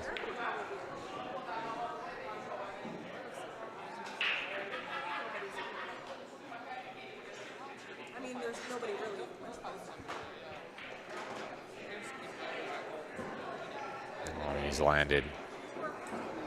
A little awkward here. He's got the 6 in the side. Then maybe the 7. In the opposite side. Could lead him to the 1 or the 2.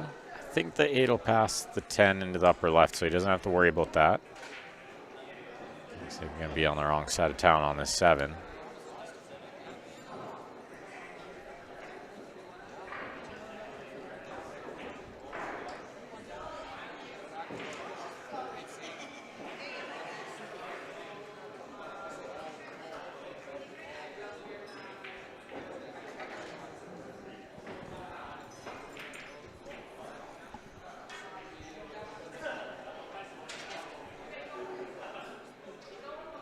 So the 5 can lead him to the 1, but I tend to think he's going to use the 2 to get to the 1 and the 1 to get to the 8. That's a good end pattern.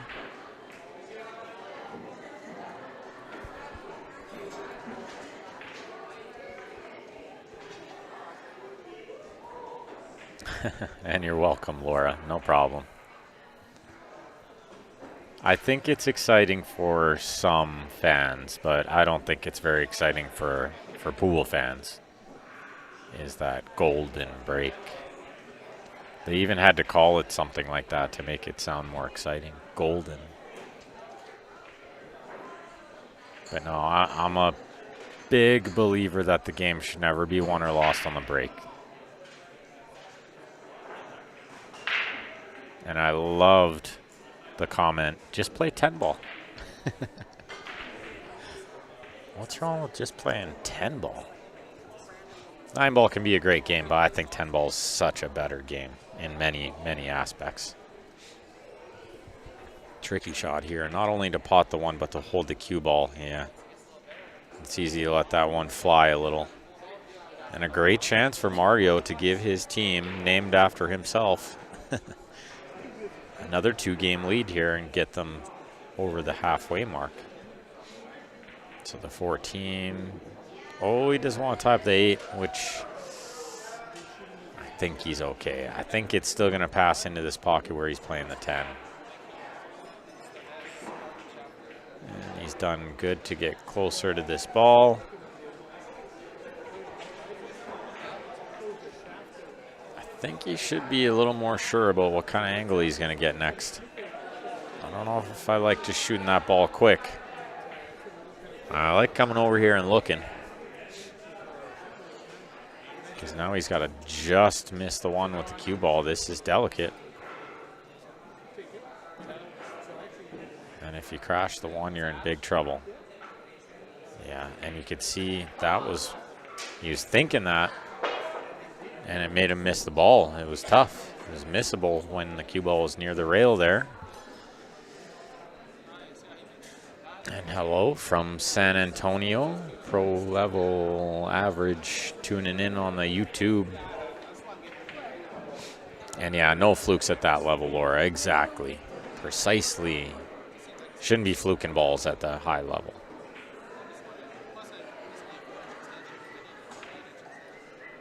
Safety from Max here, trying to get the cue ball underneath the 8. Does he get there? I think he just has left the edge, but not enough to do anything with for Mario.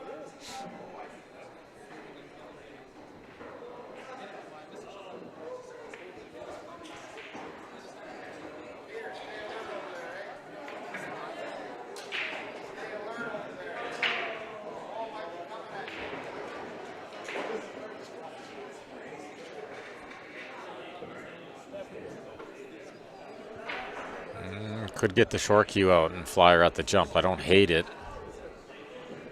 Or he could kick softly into this 11. The problem with that is opponent's probably not going to give you too much to look at later on, so I don't hate this play. You at least get it out in the open. You don't like it sitting on that end rail. What a shot. Don't scratch. I didn't want to say a word. You could tell it was just flying around straight in that pocket.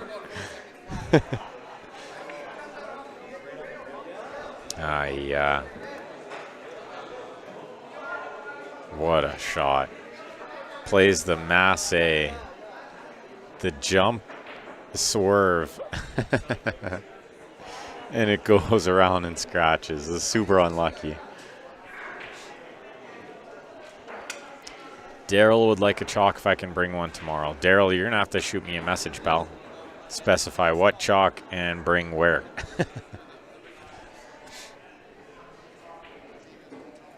Because my first match tomorrow is actually here at Leather Pocket. And hopefully the second match will be at Hidden. That means we're still on the winner side. Okay, Max looking good on this too. A little pressure here after what's happened in this rack. It's been a bit of a funny rack, which adds pressure to things. Looks like he's straight in the bottom right corner, but this is certainly missable. Max has been playing quite well this match. I'd expect him to drain this and tie it up at 6. Big shot. Gotta keep everything still. Don't twitch. Hit it firm. I like the speed. That keeps it straight. Good shot.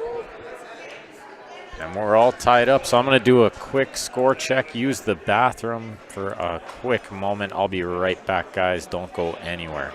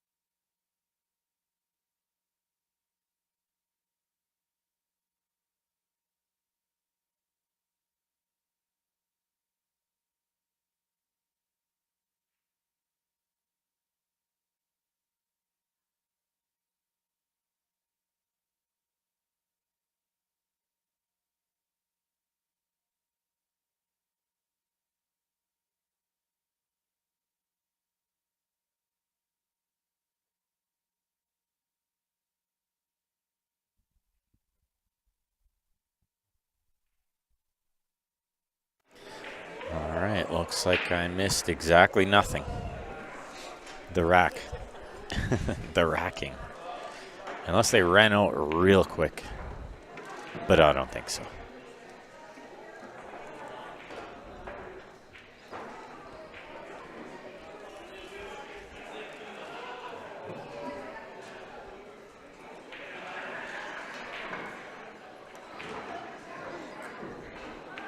A good second ball from Benny. Just didn't quite catch it with the same spin. You can see the cue ball kind of got lost down table a little bit. So then everything will come to one side.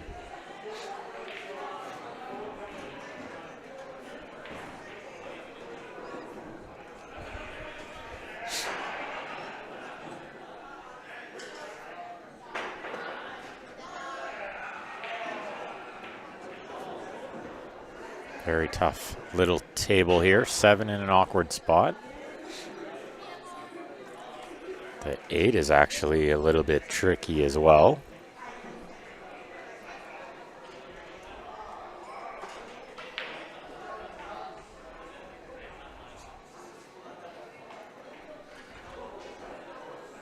So we'll see what he does here. The other balls look okay. I think he's got to deal with that 7 pretty quick. 6 is nice insurance over this lower right.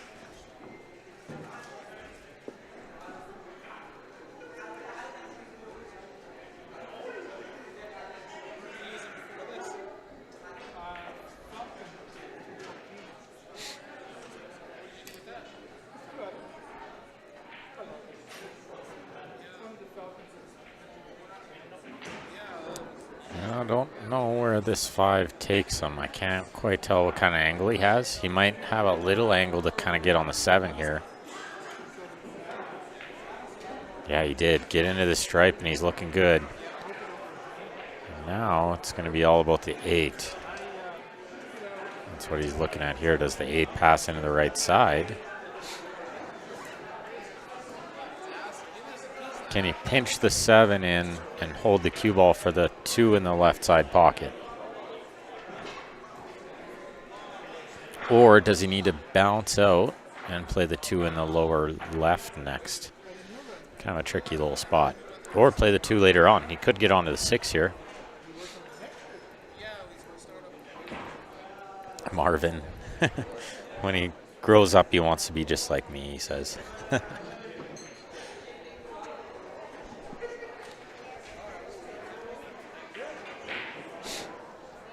You'd have to grow down, I'm going to guess. Unless you're vertically challenged like myself.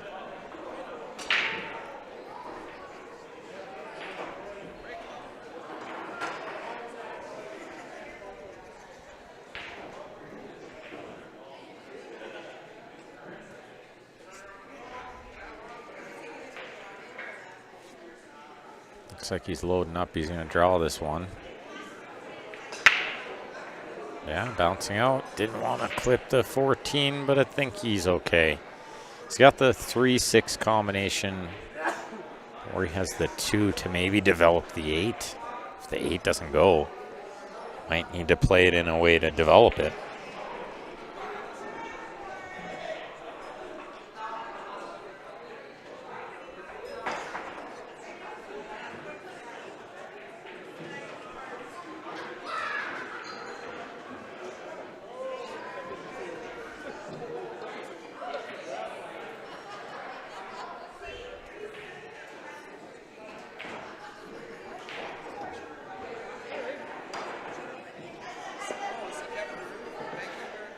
So I think that's probably the shot. I'm going to assume the 8 doesn't go.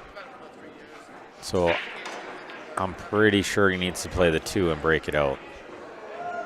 And now would be the time to do it. You don't want to be doing that later on. You want to be doing that in the earlier stages.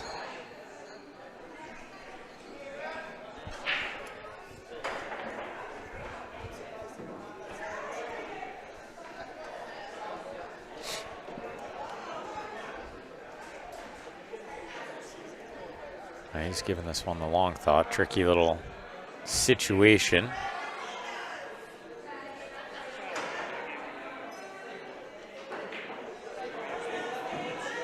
Definitely every game a big game now, down to the back half of the match. 12 games played out of a possible 25 rather. And it looks like I was wrong about the 3-hour slot. It looks like we're going to be 4 hours a match if they go close. We'll have to see how the other matches progress, but definitely the 2-hour window was a lofty goal. But we got all night. We do have all night for these matches. And the longer the better, really. We want to be hanging out as long as we can for this great cause.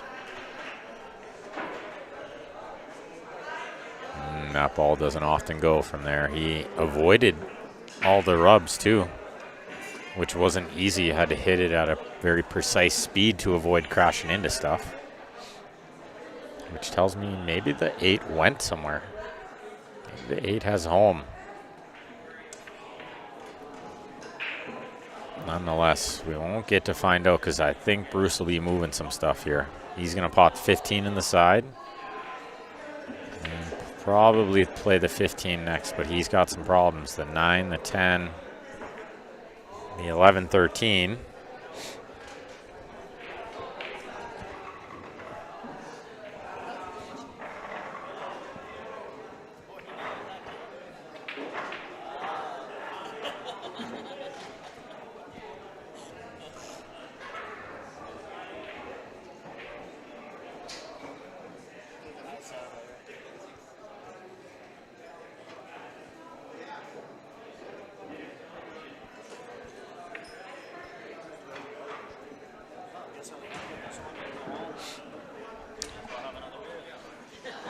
Like a good shot. He's developed some stuff. One more good shot. Oh, I thought he would play that with heavy inside spin and go into the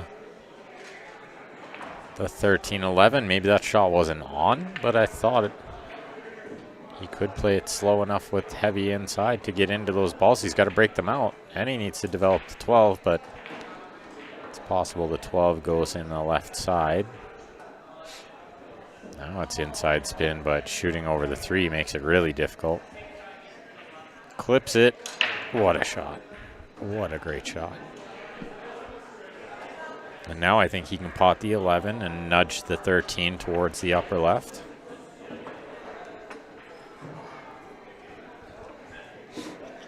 David Wilson, thanks for posting the challenge link again, sir. Much appreciated. Doesn't want to make this 13. He needs that ball. Oh, cutting this ball into the side from here is a nightmare. It's a nightmare shot with the cue ball most likely going straight off the 8 into the right side pocket.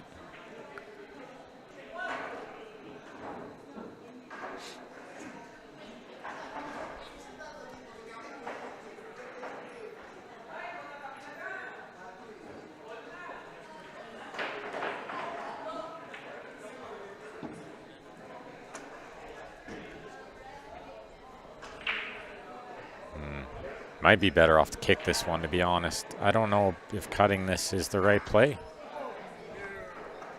I think he has to kick this one. It's the only chance.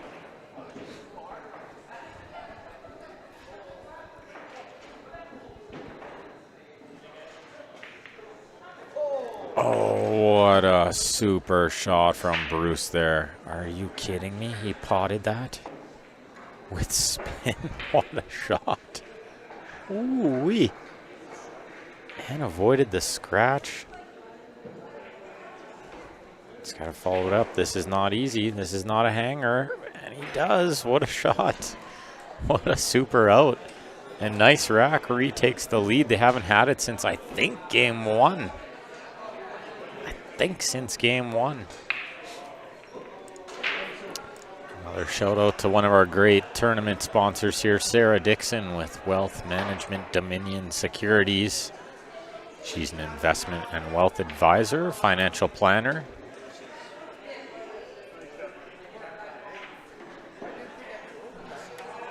What pool player doesn't need financial advice? We all do. So check her out, or just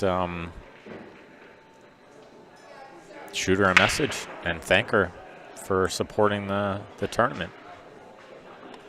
Just let her know you saw her ad up there.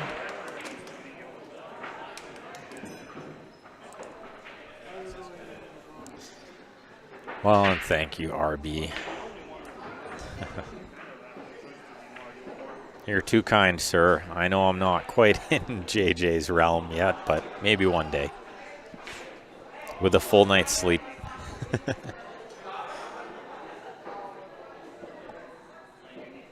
Could use that good full night's sleep one of these days.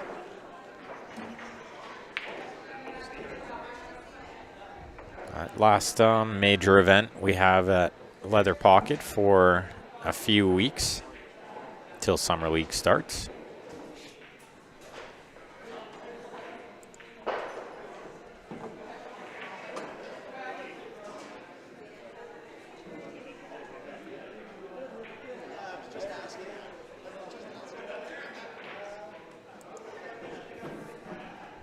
Mario's mom tuning in on the YouTube. Welcome. Always love when the family can watch. It's my favorite part about what we do, because my family loves to watch pool. There we go. Johnny Moraledo's crushing it down the middle again. Is he making one this time?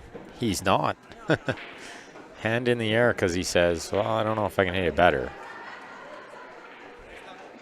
Gotta rack it better. That's the trick. Gotta rack good. Should make 4 balls when you hit it that good. Well,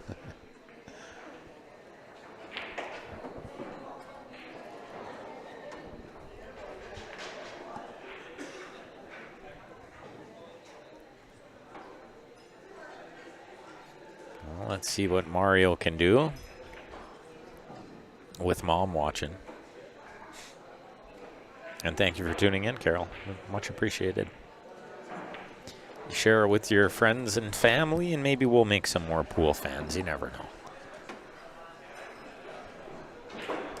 All right, this 10 ball. Cue ball going into the 15 or missing the 15? I think it's going into it, chipping it out of the way.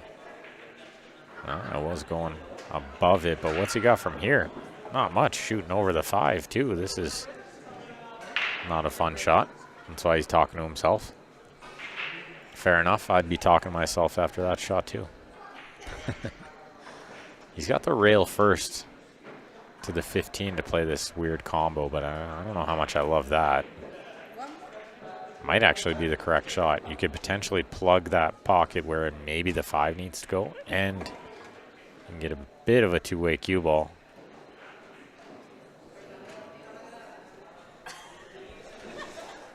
You could see through the 7-9 gap to hit the 13. But I don't know how much good that does him. Max just came over and checked the score on my screen. Didn't tell me it was wrong, so that's good news.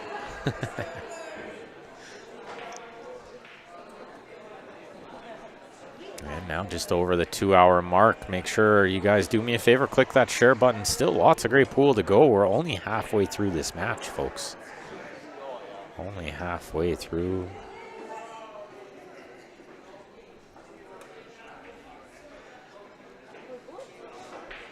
And Derek, yeah, I'm the only one not allowed to play anymore. That's funny. I'm on a roll. Healthy life choices have been paying off. What do you know? Who would have thought? Just don't have a weak mind.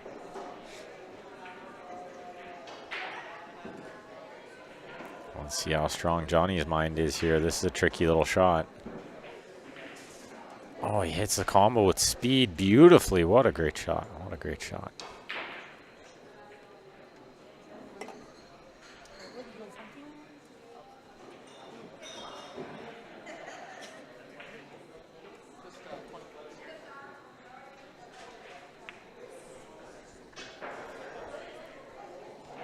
So now the issue is the 3 only goes in the upper right, and the 6 is kind of the ball you want to use to get there, but he's got to shoot it right now. So he'll have to use the 7 later on, possibly even the 4 to get on that tricky little 3 ball down there. Let's just try to spin on it right now. I don't love that. Okay. This can work. I don't think he can shoot the 5 elevated over the 12. That's nightmarish. Derek, yeah, I'm looking forward to it, pal.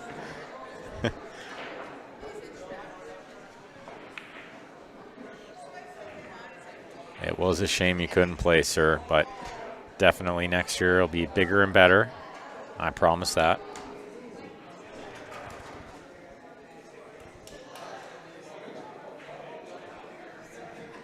So I'm looking around the room. I'm seeing 48 players that are smiling.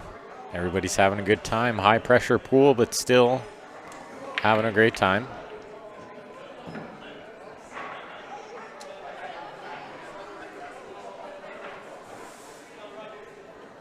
Which is very important. We all came for a good cause. I mean, the pool is a bonus. Spinning over to get on the 3, doesn't get the rub he needed, and now he's in big trouble. That's right, Derek. That's what pool's supposed to be. You got it, buddy. You nailed it. We got to be having fun. We got to be having a good time. Otherwise, why are we playing pool? I tend to see a lot of stressed out pool players in certain moments, and I wish they would just have more fun sometimes.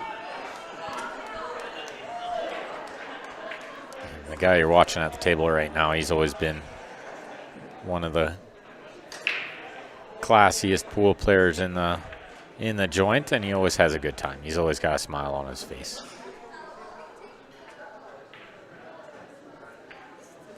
He was just going to take the bank after, I guess. But a great chance for Mario.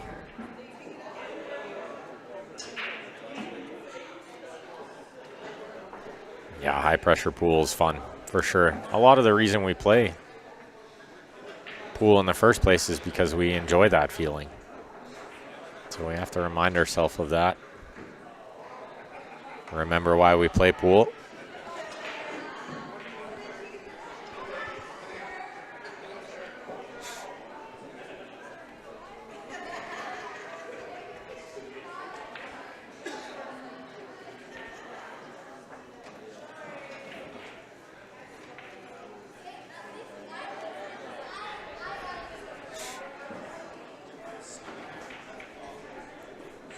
Okay, Mario's checked to see if the 9 will go, and he's done the right thing. If you're not sure, play the other ball first. Let's play the 11 first here.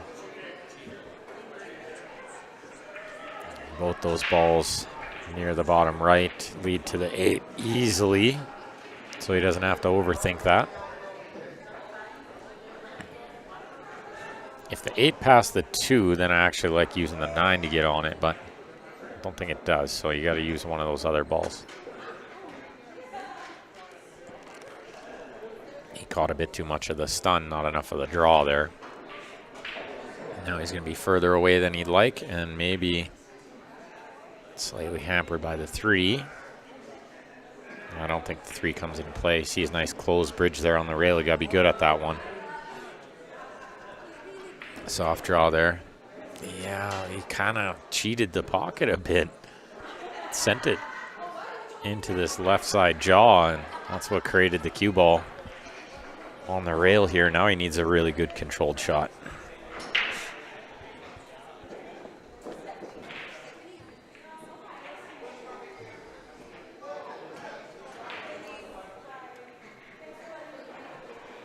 Does he get there? I think he's got perfect. What a great shot from Mario. That was not easy to do. He had to hit that super soft to get the cut angle correct as well as the cue ball correct. He had to do 2 tricky little things there.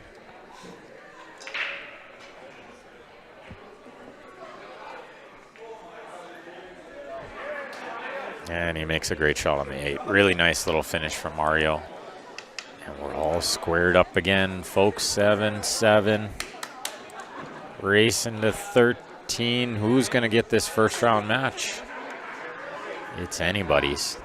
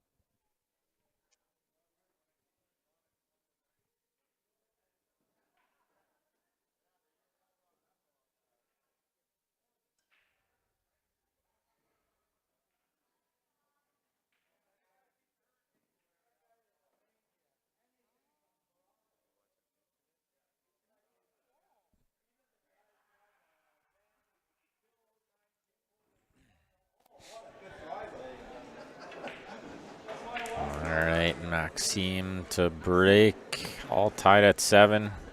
Great match here. As predicted, we knew this one would be close. I'm thinking 23 games. Somebody's going to win this one 13-11. Oh, great break. Does he get one? Looks like he's going to get one up there in the top left. Good spread. Looks like low ball to me, although I wouldn't hate a guy running stripes to open the 8 here. But I think the 8 will pass into the upper right and also quite landable from the 2.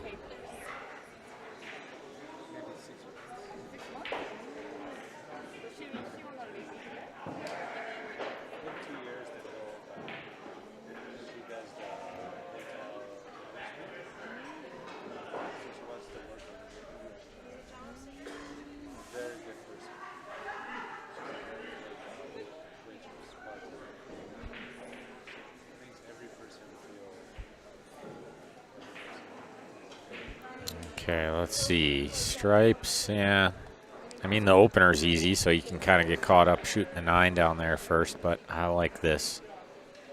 I like playing the 7 or the 3. A bit of a tougher shot, but if you get it right, the table looks a lot easier. My question is, does the 6 pass the 2 into the top left? That'll make a big difference here. If not, there aren't a ton of spots to land on the 6, to be honest. Can he find some kind of weird window between the 15-13 to get on the 2 into the top left?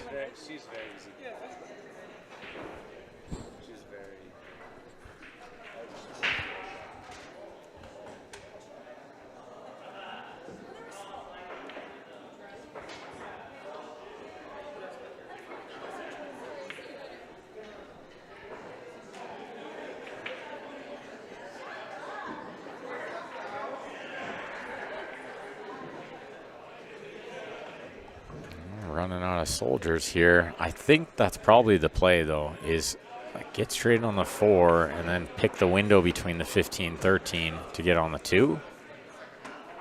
That's tough to do from this angle. You hate to try to roll into that zone. You'd rather stop into that zone or stun follow. Mario's mom loved that out from Mario. Tied it up.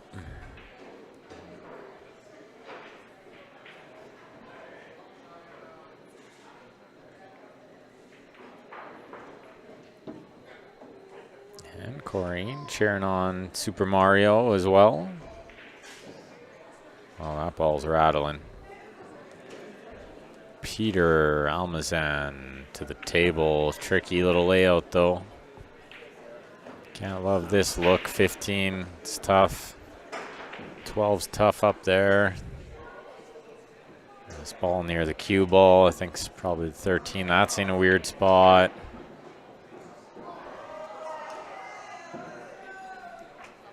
all around not easy, this one.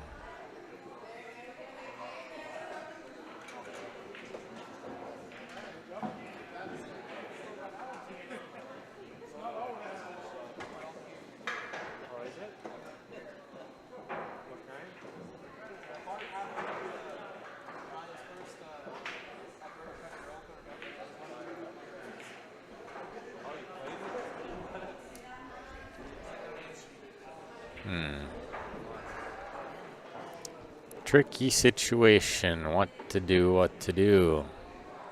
Might try to play this 15 onto the 4 and try to find some kind of safe. Yeah, that or my first glance was cut this in and crash into some stuff. Maybe even pot the 4. Yeah, he's crashing into stuff. He's going to land short side. Perfect. What a shot. What a shot. That's going to work. He's on the 12. 15's right there. 15 should lead him to that tricky little 13, I think. He jumped quite a bit there.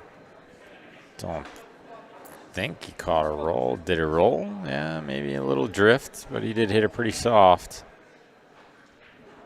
Definitely wasn't into the heart of the pocket. He did have to cheat it a little, I suppose, to hold angle.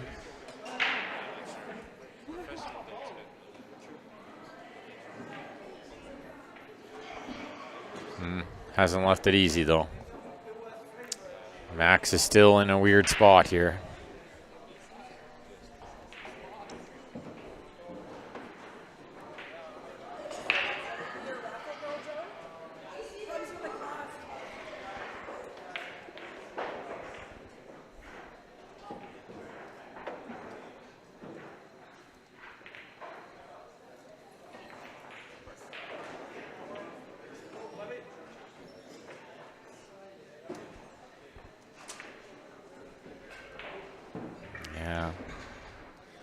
As predicted, he was in tough. He took on a tough shot, and he's let Peter back.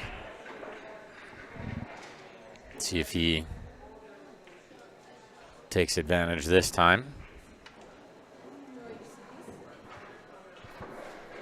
And I'm curious what that score is over there on the Hope for a Cure match.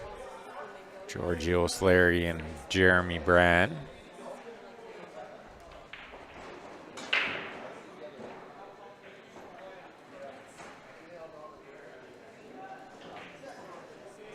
Everybody's got to be getting down to the back half of the matches for sure. I haven't seen one finish yet. It looks like, oh, maybe there's been one match finish.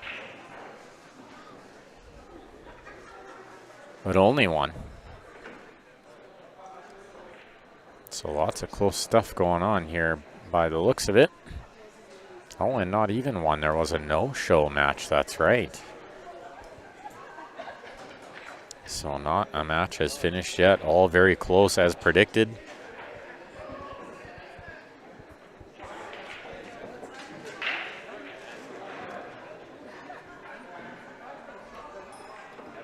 Peter just struggling over here. He's had a tough match so far. He hasn't been able to get it clicking. First match of the tournament's always very tough, you know, trying to maybe get used to some new conditions that you don't play on a lot, or just get a feel for the team match in general, shake out the early jitters.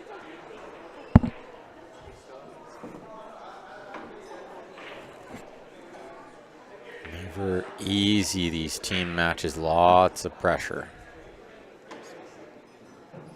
This kick shot, I think he's playing it to the lower right. I don't think the side would be the correct call. Yeah, he gives it a good ride. Hasn't done any favors for himself there.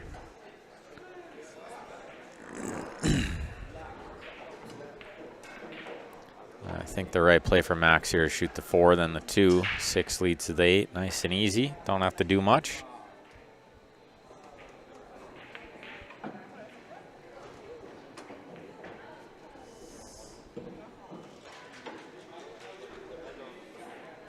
2 balls and the 8 for nice rack to take back that 1-game lead. We haven't seen more than a 2-game lead yet. Oh, look out. Cue ball got a big bounce.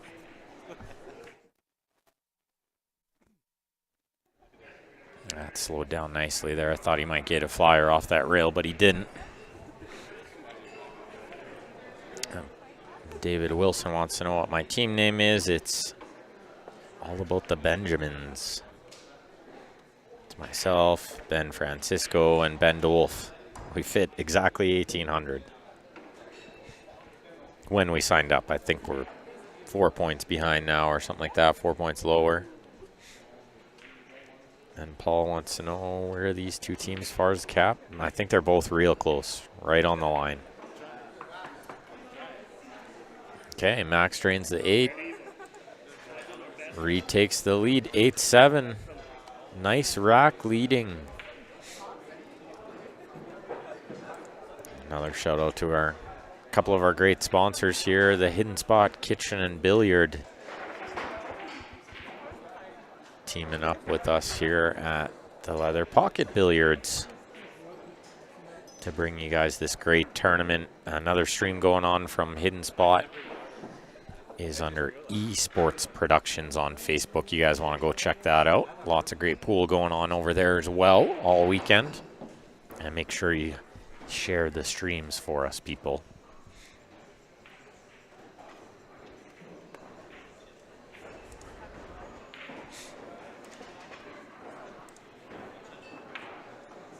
And a shout out to our money added sponsors, Mike Burton Home Team, Sarah Dixon Investment and Wealth Advisor, and then of course Leather Pocket and the Hidden Spot. Door prizes were donated by Matador Pizza, Old Town Pizza, and some pool gloves donated by Mike Lapointe.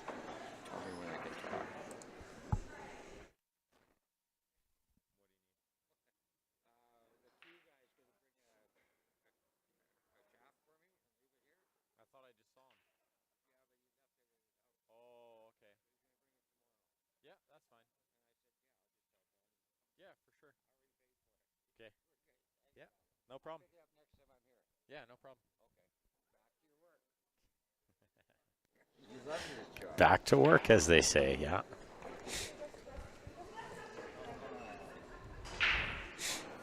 Chris Wagner says going to Vegas with Jack and Jill. APA teams in UP's been a great year so far. Yeah, that'll be fun. UPA, I see it, Chris. Thanks for tuning in, sir, to watch this event. Oh, and look at that. Carol says happy birthday to Mario. It's his birthday in New Brunswick, May the 13th. I'll make sure to tell him too. Thanks for the heads up, Carol. Mario's a good friend of mine, so. And he doesn't have Facebook, so I wouldn't even know. Facebook always reminds me of people's birthdays.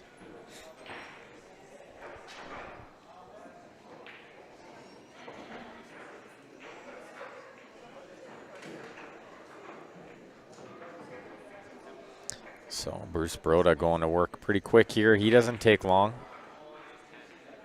If he was playing all 25 games, this match would have been over an hour ago.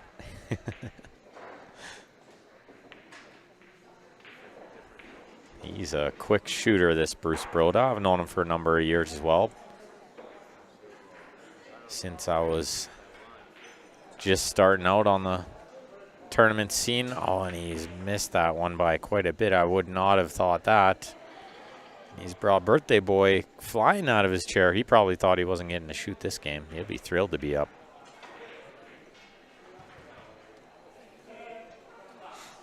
Thrilled to be shooting this game when you thought your opponent was running you out.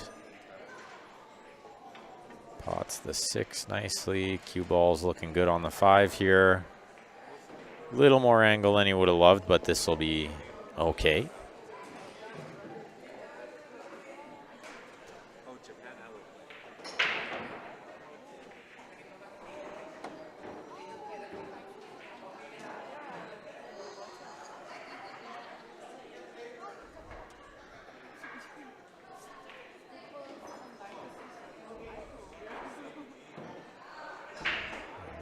Soft spin, probably required to hold this one unless he wants to go across for the 3 next, which is what he does. He's going to be a little thin on this ball as well. Might have to use the 2 to stop the cue ball to be on the 7 next, if possible.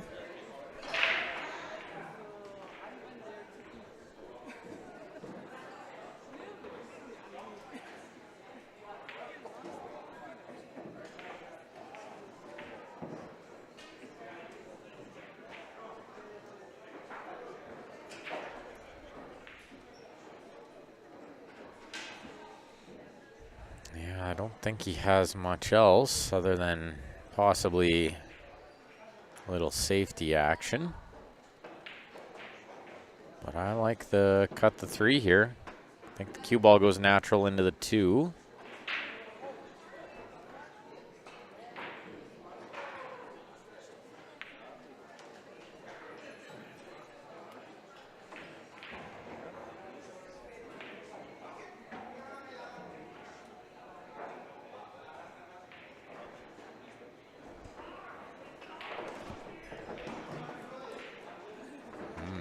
That can work.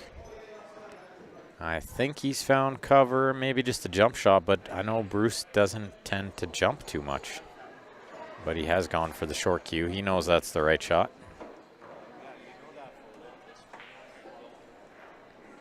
Gonna jump and pot this. I think it's a 9 in the middle of the table here. Yeah. And there's no guarantee he's got any kind of good shot on the 14 after, so. Maybe 2 good shots required. First things first, make the jump. Is this going to get in the game? I think it is a little bit. Possibly not too much, so still an okay look, look for Mario. Little stop shot here should leave him on the 7 next, I think.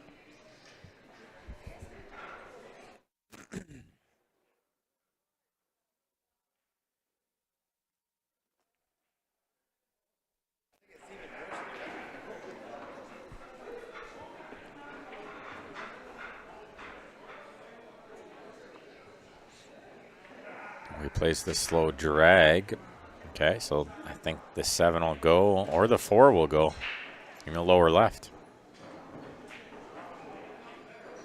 I'm going to think the 4 is probably the better shot because you're getting better shape, I think, by drawing back. If you shoot the 7 in the side, you run into the 4, you're not guaranteed anything good. Yeah, so he rolls the 4 in. Beautiful. He's perfect on the 7 now, and I like that he comes around to double check because it does 2 things. It gives it to be sure to be on the correct angle on the 3 next, but it also slows you down a little, gives you a chance to breathe. Get the little walk going. Can still play fast while giving it a double check, so I like that he's doing all the things I've taught him. We did some sessions together teaching, but he's also put in a considerable amount of time on the table and deserves to be playing better every day.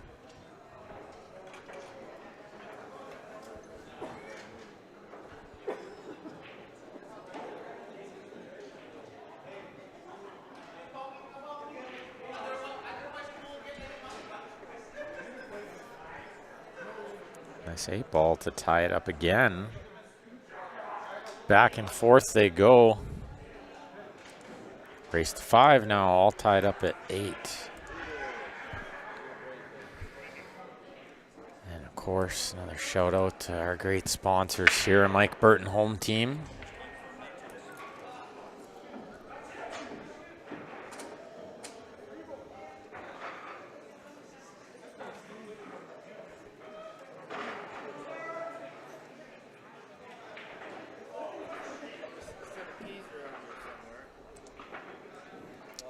Sarah Dixon. Said you found a game? All the game that I can stand and then some.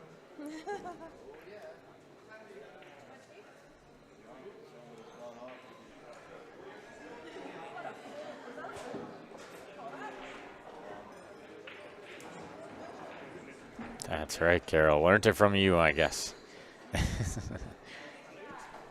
He's playing good, Mario. Winning games, that's what his team needs him for. Who is that player in the Oiler blouse? Yeah, the Oiler blouse. That's right. It's got to be Lanfong. Depends which ugly one you're referring to. There's a few of them over there. It's like their team shirts.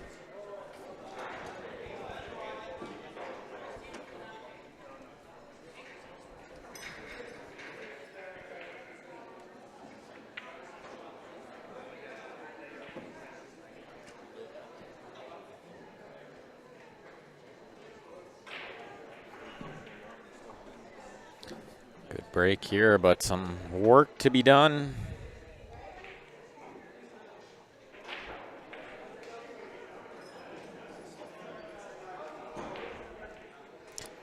Top right. Yeah, there's lots of Oilers jerseys in top right. There's 3 of them wearing them.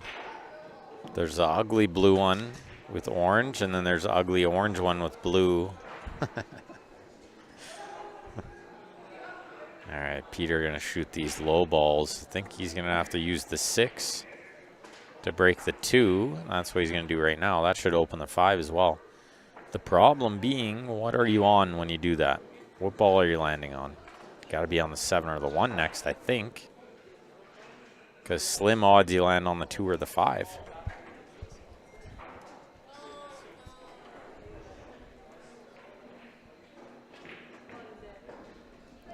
Hammers it and hopes, and he's got nothing. And he's not thrilled about it. Does he have the 5 cut into the upper right? I don't think so.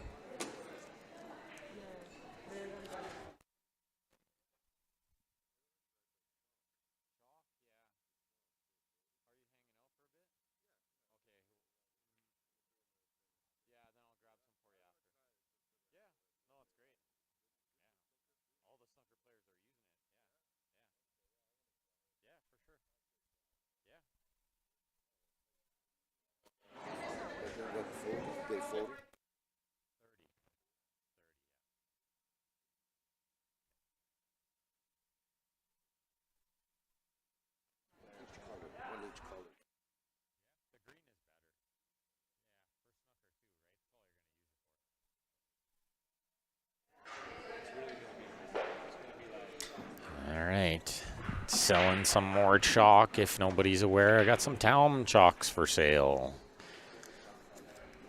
Orange wearing shorts. There's 2 of them wearing shorts. We're narrowing it down, David. Jean shorts or black shorts. Jeff Wanless, LP's old manager, is over there, as well as Jason Galenza.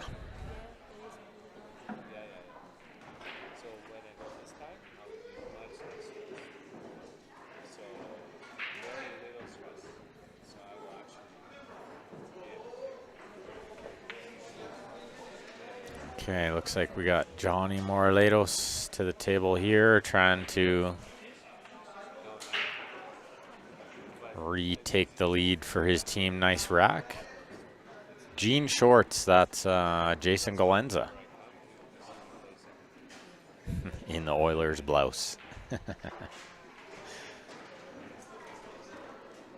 Okay, 15 to the top right. Cue ball should naturally come across for ball into the same pocket next. Oh, we caught the horn. That's no good. Now he's only got the 11, but it's it's to a big pocket. Problem is cue ball's coming kind of towards the 5 a little bit here. And you'd rather put this one in clean, not off of the 13. That way 13 stays near the hole. It did stay near the hole anyway, but look at this. It's not getting easier. It's getting a little harder. This combo is very makeable, I think, though. And the 14 should stick around the pocket as long as he doesn't hit at break speed.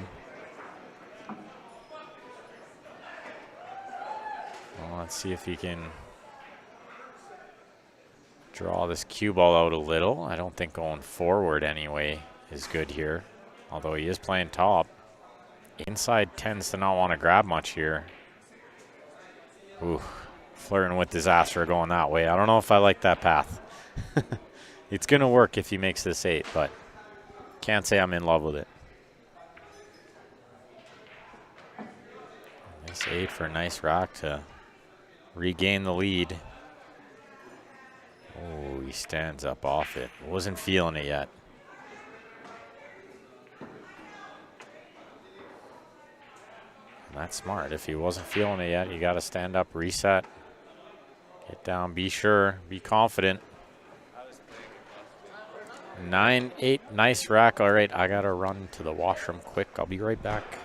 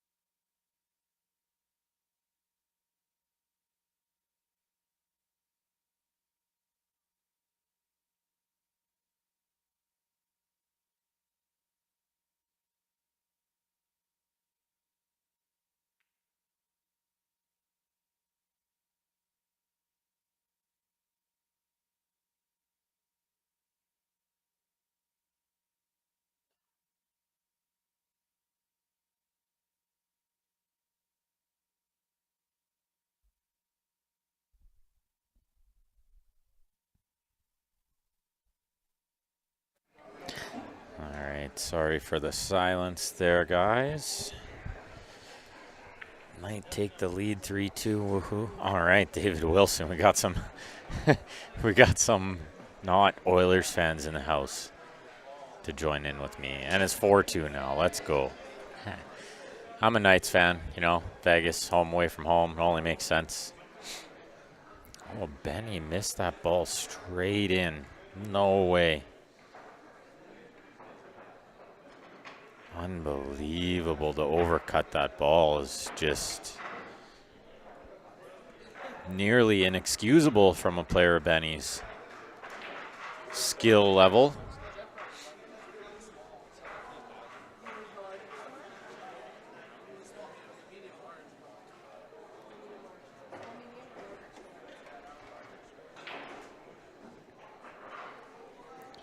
See if Maxime can make them pay. This is a big rack, I feel, right here for nice rack. This is a big game. They can get a 10-8 lead, or it can be all tied up at 9.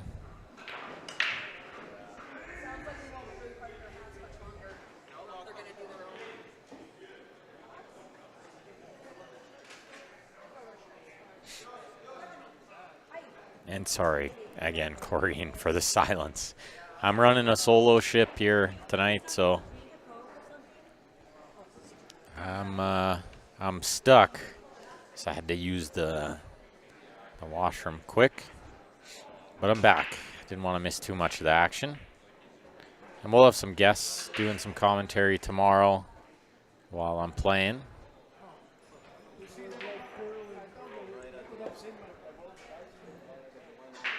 And just do me a big favor, guys, when you're tuned in tomorrow, make sure you click that share button lots for us. Really great cause here. Hope for a cure. Huntington's disease. Doing great things to create some awareness and raise some much needed funds to help with research and treatment. And thank you, Carol. I appreciate that. I love it. I love it, you know. And yeah, you gotta go. That's right. Too much ginger ale.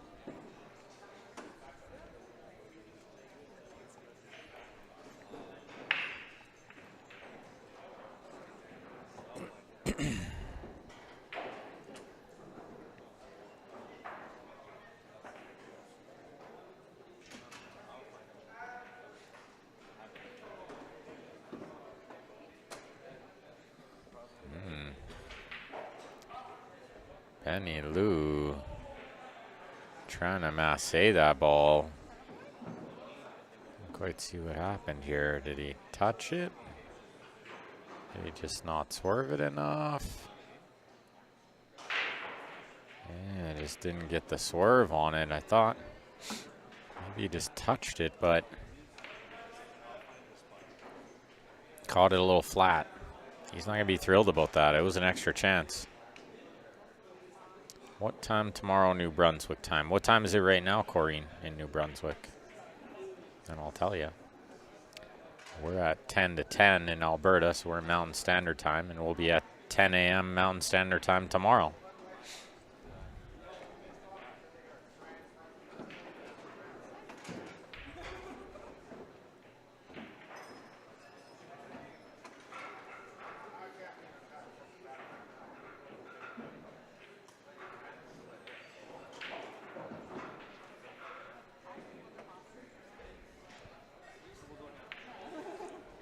Yeah, I seen David. They pulled Skinner. Oilers pulled the goalie. Like, that'll help. Good shot from Max there to go 2 rails, wrap it around. Smart shot. Well played.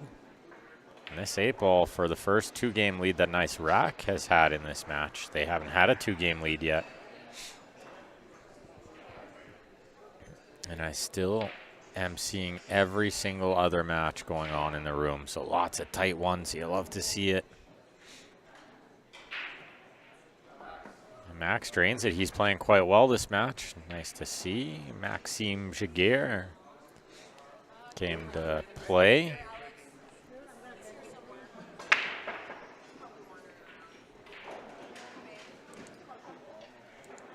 And you'll see the link for the raffle box 50/50, the online raffle, on your comments, pinned to the comments there on the Facebook. And there's been an anonymous donor that is going to match all donations up until June 27th. You give, they match. Double it up. How could you go wrong?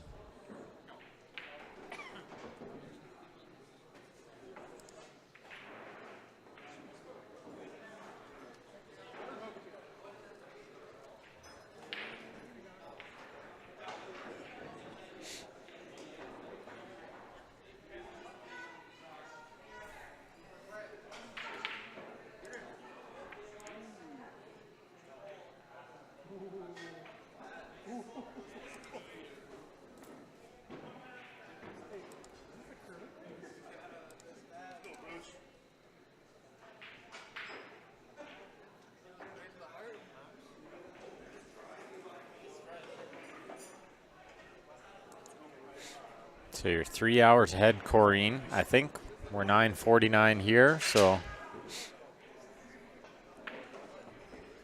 be 3 hours ahead. So 1 p.m. Sorry, 1 o'clock in the afternoon is when we'll be starting. Your time, 10 a.m. our time. And don't forget, also another stream going on. Esports Productions. Check them out on Facebook, streamed from the hidden spot.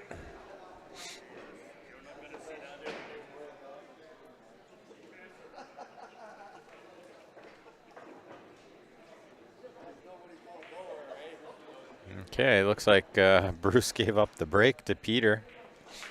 Big ol' miscue, so Peter to break. His team needs him here. They're trailing 10-8. Racing to 13. Nice little second ball action for Peter. Beautiful break. Really nice. 1-11 combination looks to be the opener.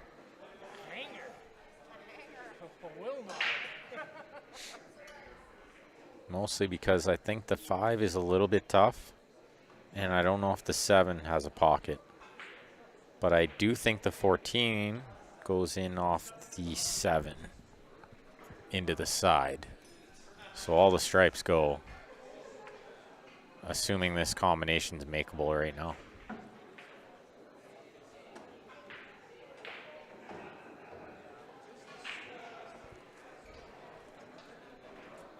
Well, Derek, you know, if the Flames were in the playoffs, all my commentary would be on the Flames too. So I'm not going to blame them.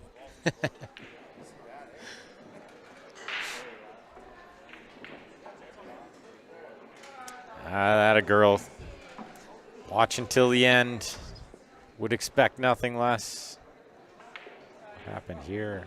Kiss, kiss, scratch. Peter's getting the worst of the rolls in this match. It's got to be said. He hasn't had the best of it. And yeah, that's right, Derek. If I was talking about hockey, you'd switch to the other one. Fair enough. Fair enough.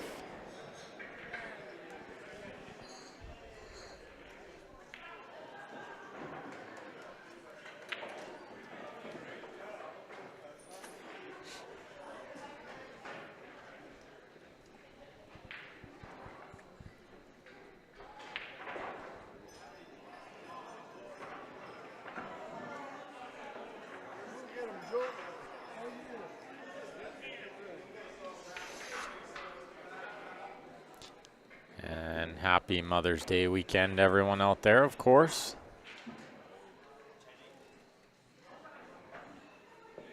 Yeah, we got hockey on the TV, of course, but we're watching pool, listening to pool.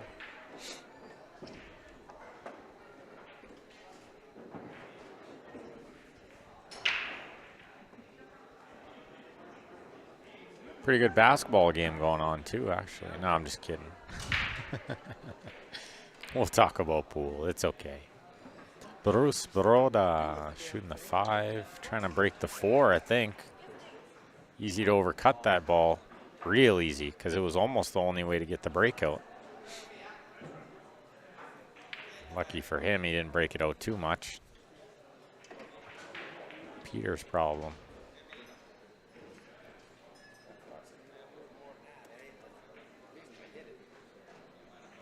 Looks like the 10 down here first because he needs it out of the way of the 13. So it makes sense to shoot that first, of course.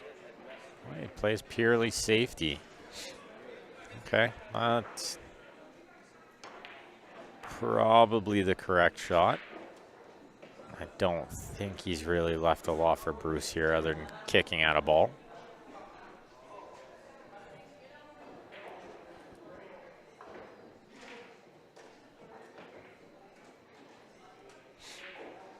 Don't think we'd ever see him contemplate the jump cue here. I think he can kick pretty easy to a couple different balls to make contact.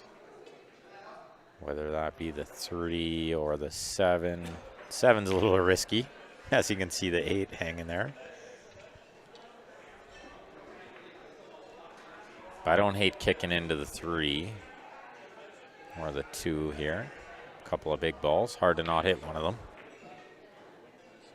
And really just got to make contact and don't break out that stripe near the 4. Yeah, just like this. This is fine. This is a good shot. Although, maybe the only spot he couldn't leave Peter. If he pots this, he can win the game.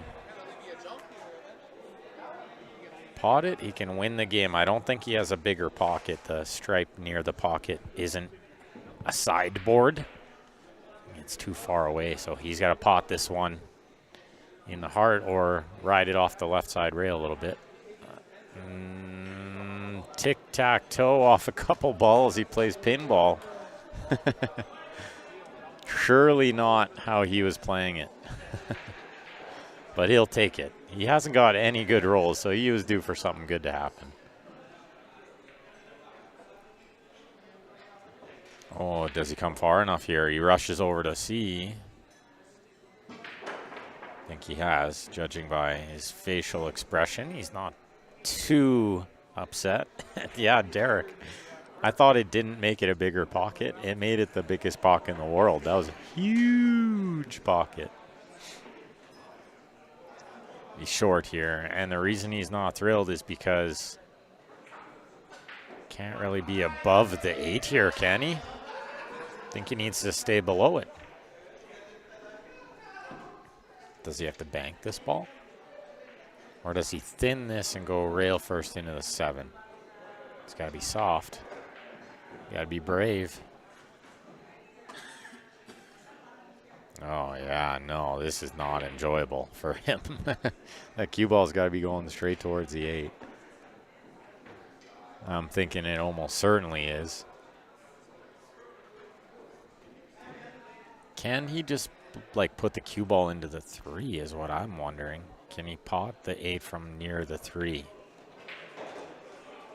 Is it that deep? Or does he need to stay below it?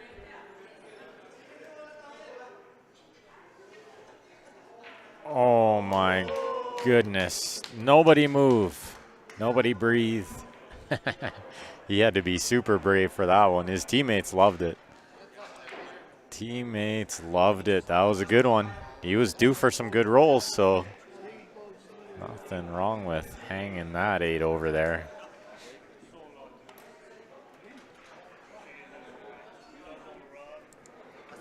And of course, big shout out to Leather Pocket Billiards, one of the great sponsors of this event, teaming up with the Hidden Spot Kitchen and Billiard to host this event.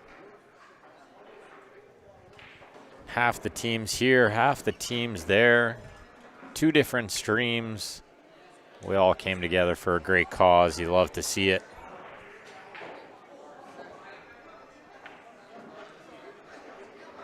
And if you're just tuning in, everyone, we've got that link pinned there in the Facebook for the online 50-50, the raffle box. You do have to be an Alberta resident, but there are many ways you can get involved.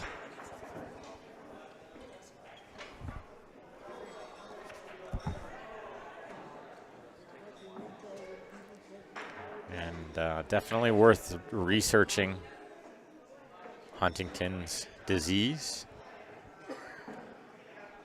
Part of what we're doing here, just create the awareness as well. So we appreciate everybody taking the time to not only watch this, but to maybe take a few minutes and research the disease itself.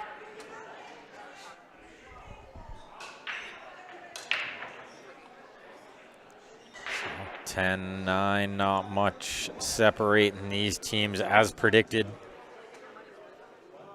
John Moraletos with team nice rack to break, playing Benny Lou. This is a big rack in this match. 11-9, which we've seen lots in these team games. Or 10-all. Let's see what Johnny's. Looks like he switched sides on the break, but he is just pure in it. I don't know how you don't make 5 balls on that break. You talk about some weird rolls in this match. He's had absolutely zero luck on that break, and I swear I've seen him hit like, I think I've seen him hit 4 of those just perfect every time. I don't know how he doesn't make 3 balls. Often I tell people you hit it too good. That's what happened. When you hit it too good, you don't make any balls. Unbelievable. So it looks like definite low ball because of where the 4 is. But the 5 is in a bit of a tough spot as well. I think the 1 passes the 13, so that's the opener, or the 7 into the right side. I actually like the 7 into the right side first. It's another ball that's a little bit tricky.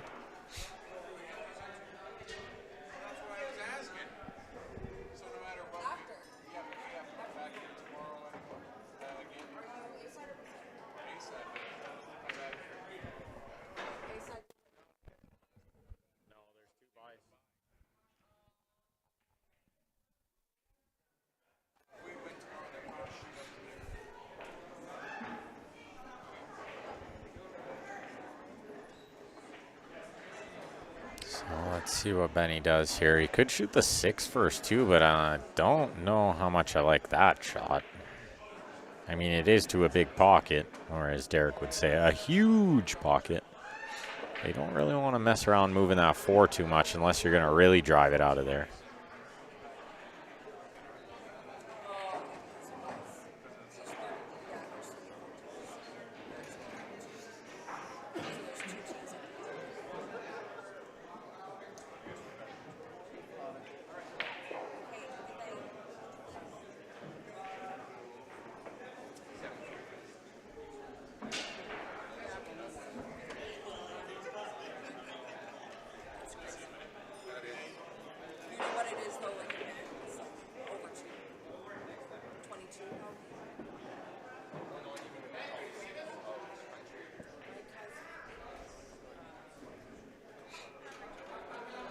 He is going to open with, is he going to shoot stripes here? Looks like he's thinking about it. Don't hate it. The 10 leads you to the 9 if you can remove the 11 first.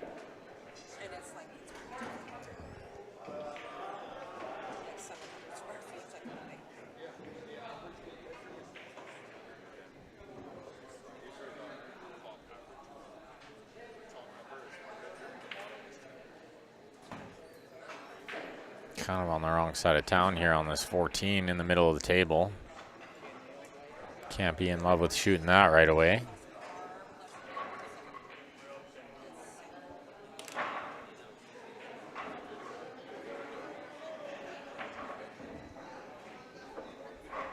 Let's see, looks like we still got, oh, there has been a match finish.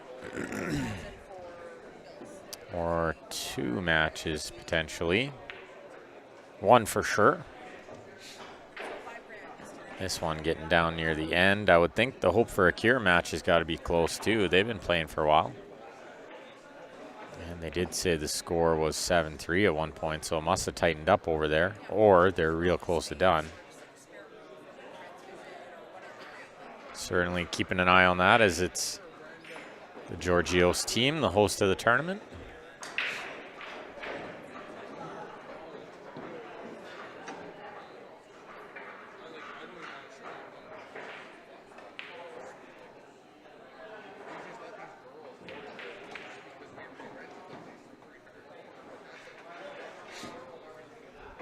Okay, Benny's going to play this 14 into the upper left. Does he try to knock the 4 out of the way?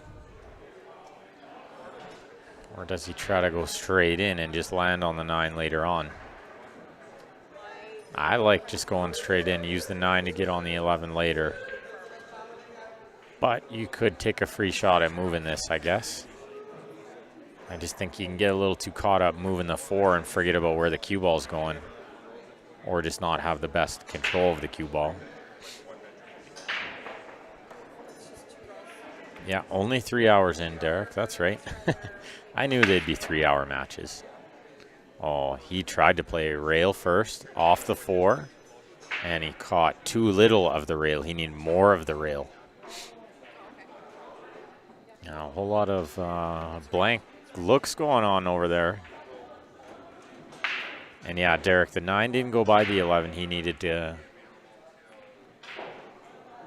use the 12. I think that was the ball before he moved it there near the 5. It was out in the open. He needed to use the 12 to get on the 11 and then use the 10 to get on the 9.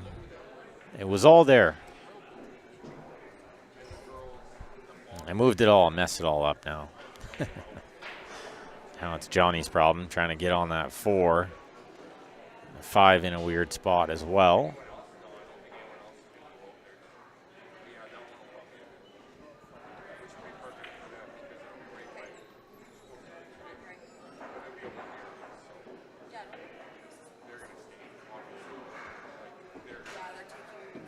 Where's this going? Where is this going? A little firmer, maybe. Could have got some stuff happening with that 5. He's a little fortunate to have a lane to cue through here. Toughest thing in pools, shooting over a ball. Near a ball, he's got a nice lane to cue cleanly through, and he's got a good angle on this 2 to maybe get down to this 4 right now.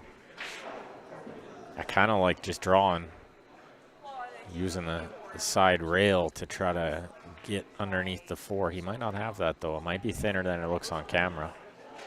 So he goes into the 8 to open the 5, and he's got nothing.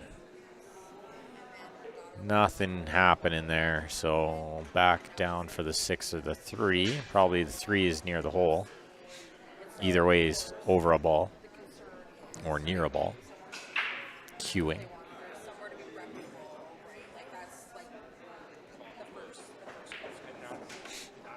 He slings it around. Look at this shot. What a great shot. Great shot.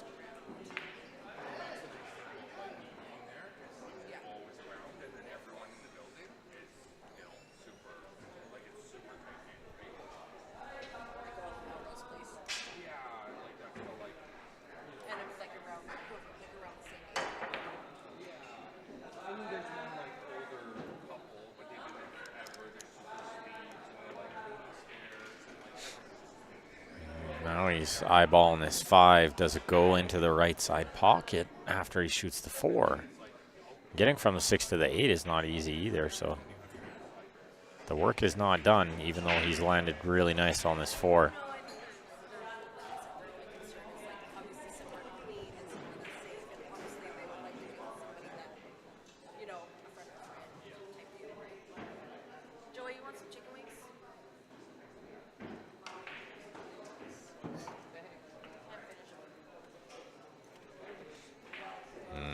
Tried to go into it. I think he was trying to maybe move it. The 5, that is. Now he's got not a lot to look at here. Maybe a piece of the 6 to just get some sort of safety. I don't think he has a lot to try to run out from this spot.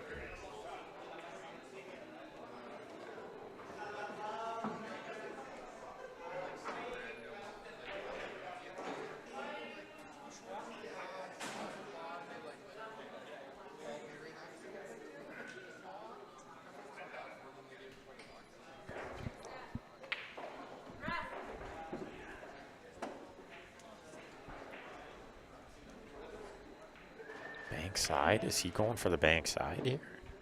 A lot of spin needed. What a shot. What a super shot from Johnny there. And man, have we seen a lot of tough rolls in this match or what? A lot of tough rolls because he just made a super shot, moved a whole bunch of balls. How many balls did he move there? He banked the 5. He moved the 8, 9, 12, 14, 10, 14. Moved all the balls, and the 8 is covered. The 8 has no pocket. Has the upper right, but it's nearly impossible to get there. Let's see what he does.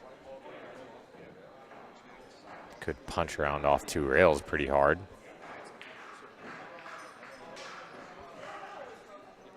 Don't know if that angle's really on. You could play this with top inside. That might be the only play. Lots of top. Touch of inside. Get near the left side pocket and take the cut, I guess.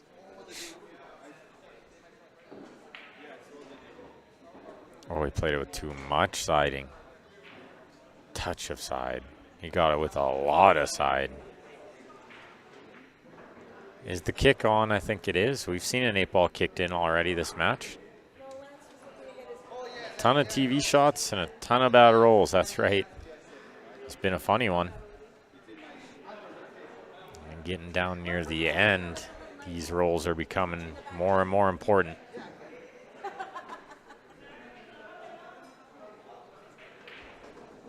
Looks like he's kicking at speed, so he's got to straighten this one out with some bottom, maybe a little inside. What a shot. What a super out. That's the second 8-ball we've seen kicked in from nice rack out of nowhere. What a shot. Unbelievable to take an 11-9 lead. How good is that?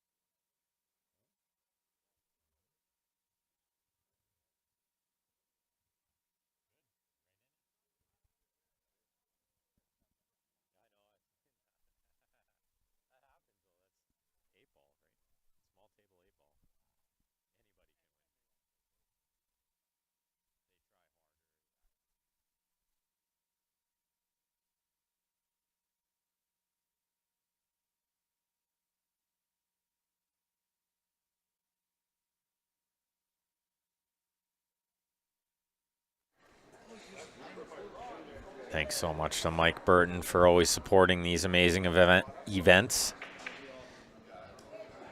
And for everything he does for the pool scene. We can't thank him enough. Mike Burton, home team. Great people. Super cool little interviews he did that I thought were a really nice touch to this event. Just a really great way to create some extra awareness.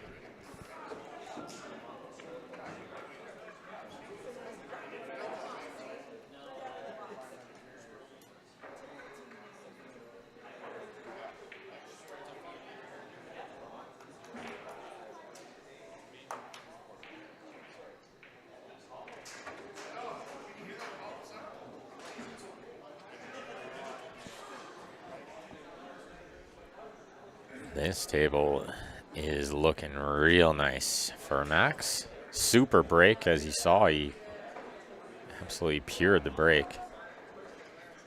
This has been quite the match. As Derek says, it's gross. Gross in a good way. It's been unbelievable. Some super outs. Some crazy, unbelievable pool happening. And Max with a really great chance to get his team on the hill. You kind of got to figure if you're him, you just get out here and your work is done.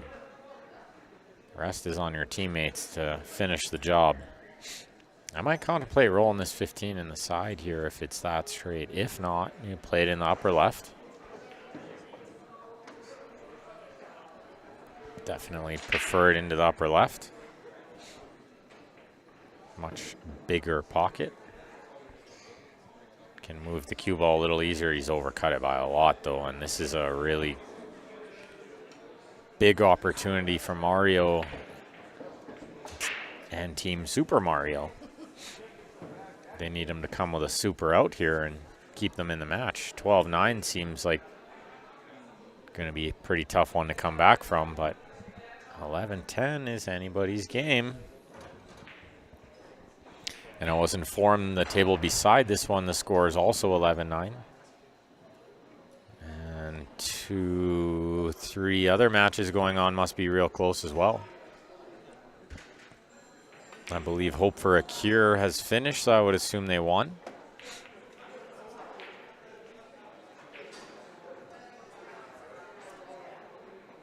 Unless there was a monumental comeback made. Very possible.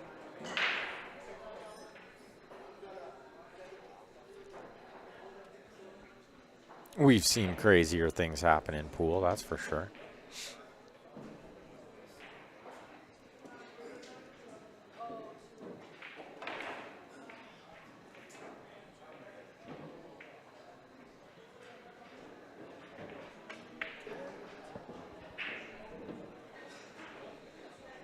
Okay, Mario's got to find a way out here. 7 in jail. Down near this bottom right. A 4-6 not in ideal spots.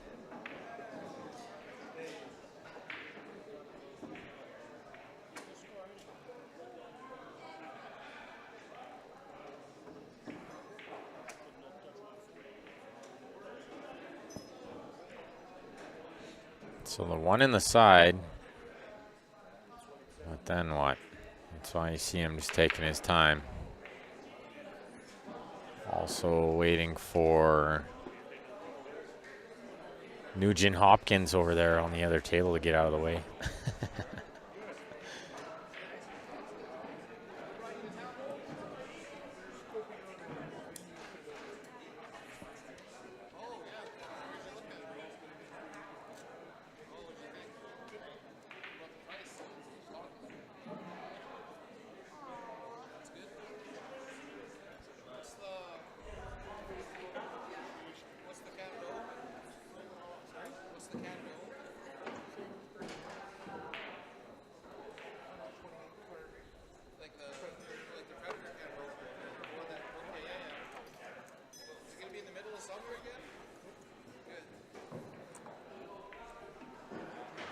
Oh, what a super shot. But as per the usual of this match, I don't think it goes.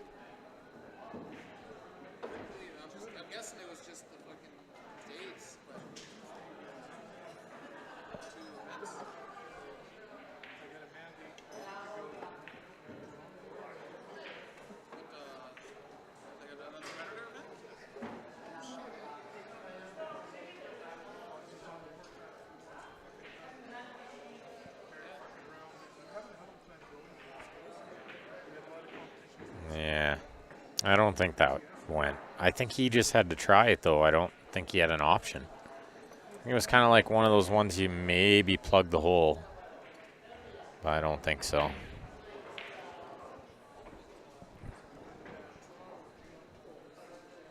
I don't even know how much good the plug would do. Your opponent would most likely just put you in a funny spot anyway. I think the 9 goes here. I think the 9 passes. If not, it definitely goes off the rail, off the ball in. That ball doesn't go, though. Not if you hit it like that. Does the bank side go on the 6? If so, Martin with a great chance here. He's got down to look at it quick. Whew, I thought he was going to shoot it right away. Just getting a feel. Just getting a feel. Doesn't have to do too much with the cue ball here. 7's near the pocket. Tough shot. Tough shot. He missed it on the correct side of the pocket, if you want my opinion. Because I think if he missed it on the other side, he was kind of going into the 8. He would have looked like he had no clue what he was doing. At least this way he came close. Not easy. Banks are never easy. Okay, no problem to play the combination here. I could play the 15 first. I don't mind that either. Might be a good time to shoot it. It is in maybe somewhat of an awkward spot. If there was an awkward spot. Now, I like trying to shoot the 9 soon. Like, well, they got a hanger up there. I don't want to go from the 9 to the 8. I try to play the 9 right now, if I can. Pretty sure. It's hard to tell from this angle. Maybe the 9 is a hanger. Maybe the 9 is unmissable off of the 7. So maybe you can just draw the cue ball and do whatever you like here.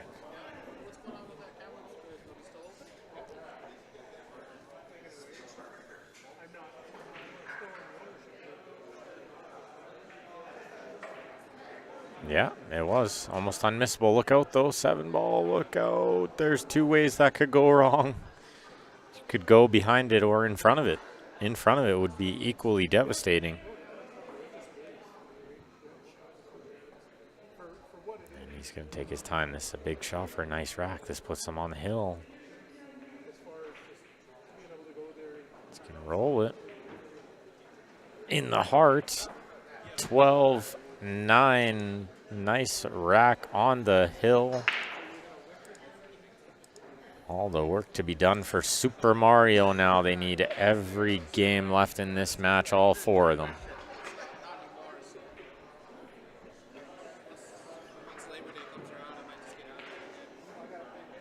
And it's going to rest on Benny Lou's shoulders first. He's going to be breaking.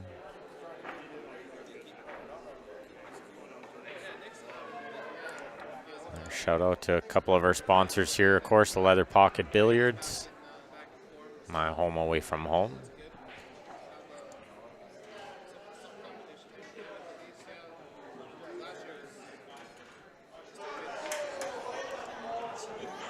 And the hidden spot. Kitchen and billiard.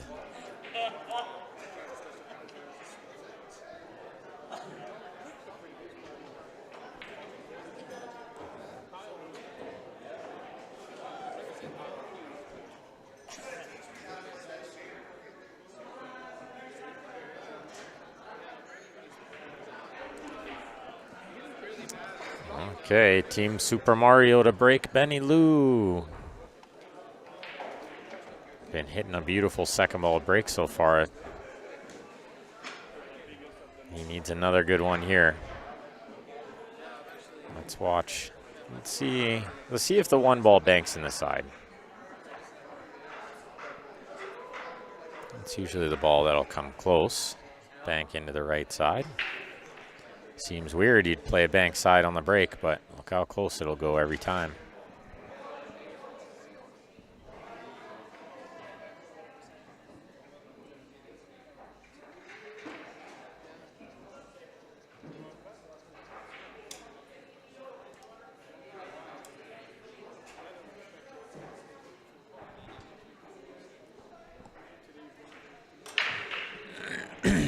So what's he got here? Maybe the 4. Tend to like low ball for sure. Take with where the 13 is, but definitely could work stripes here. 11 goes, 15 passes the 5, and then you can develop the 13 if you needed to.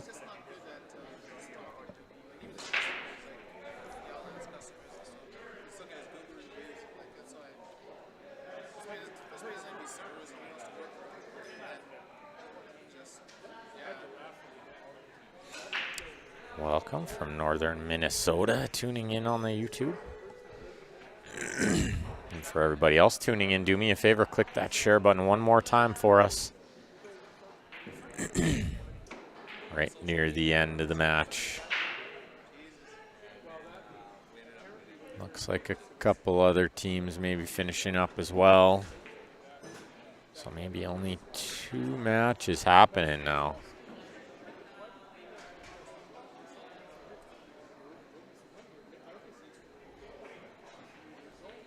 Benny plays the stripe and opens everything up. The 11 can be a little tricky now, but I think it'll float in the left side pocket. Shouldn't be a problem. And the 15 leads him down there pretty easy.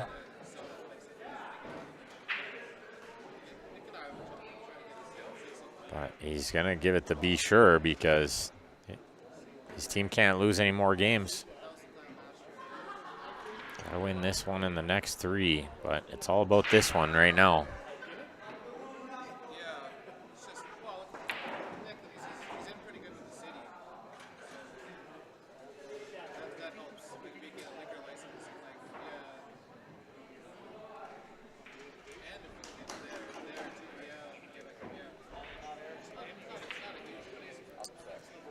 Buck, it's all about Vegas, man. I ain't no stinking Oilers fan. And Gord, yeah. Thanks for tuning in from Vegas, bud. Hope you're enjoying it. Hope you're soaking up the sun. I love that town. Such a great city, so full of life.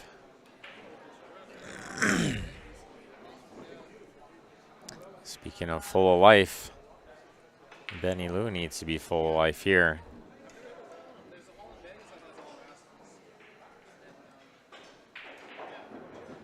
His team needs him big time. Big shot on this 15 because you can't start potting too many balls. You pot too many balls, you get in trouble. Start having nowhere to hide, you know? So if he pots that and doesn't land good on this to get out, then he could be in trouble. But I think he's perfect. I think he plays the 9, he plays the 13 in the upper left and rolls to the 11 in the side.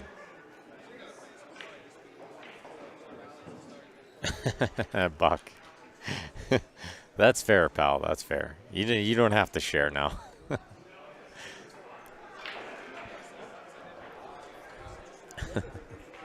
I didn't know you were an Oilers fan. I thought you were a Vegas fan.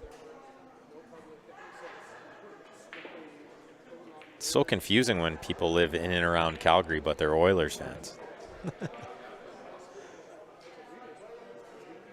Yeah, he's got to be very precise here. You don't want to get too big of a bounce. He's got to be really close to straight in. It's perfect. He's perfect.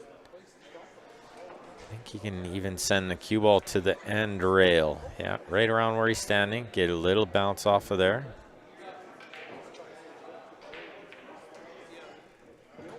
But I like that he's giving this one the Be Sure. He's not really taking no for an answer here.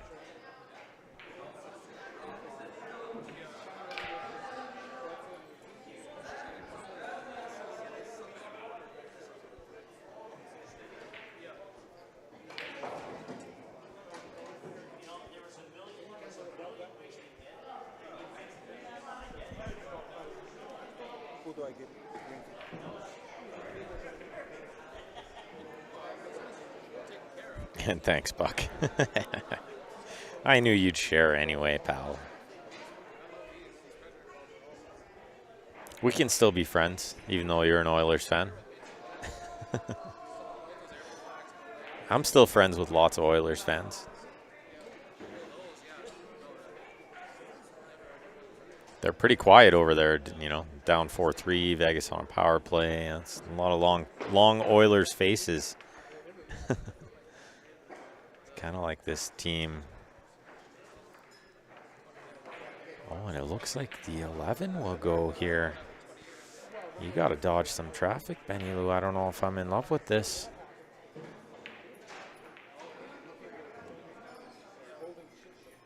You got to dodge some traffic and find a tiny little window.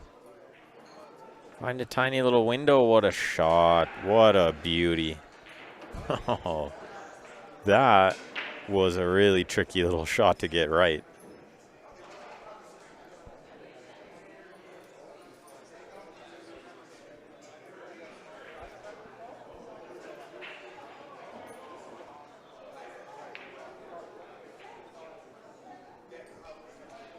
The work's not done yet.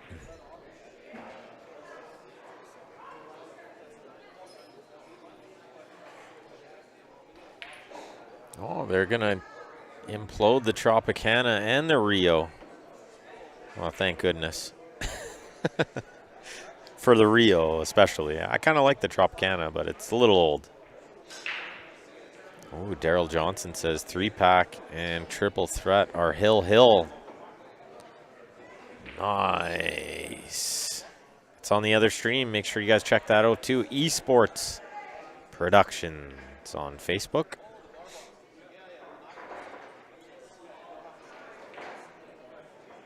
And Matt Morton with the Leafs. Yeah. There's some long Leafs faces as well. Is Benny playing this 8 in the corner or the side?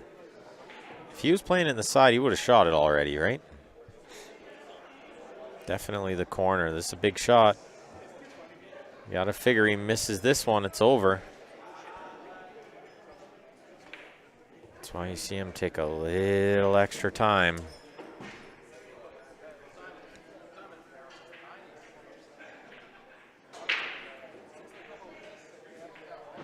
Nope, this isn't going in. This is catch and rail and not going in. And Bruce all but ran to the table. And what a chance for him to close it out for his team. Think you got to open with the 4 here, Bruce. I don't like the 2 shooting over a ball. And yeah, that's right, Buck. This tournament is both a LP and hidden spot. Super cool for the first time ever. Join tournament. Nice pot from Bruce, and this is looking like it's going to be it. He's got balls over every hole, including the 8. Now it's all about just potting them. The 5, the 3. Oh, wow. I am very surprised he played that with inside juice to come around like that. Made the ball very missable. But not for him. He's a great player. So now the 2, then the 1, then the 6. And that'll be it.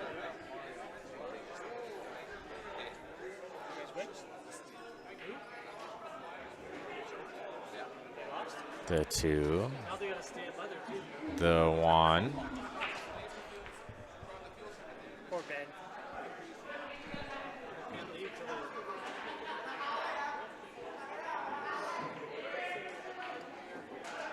Oh, he could have got better on this 6, but I don't think it's going to matter. Just got to roll this one in, and the match is over.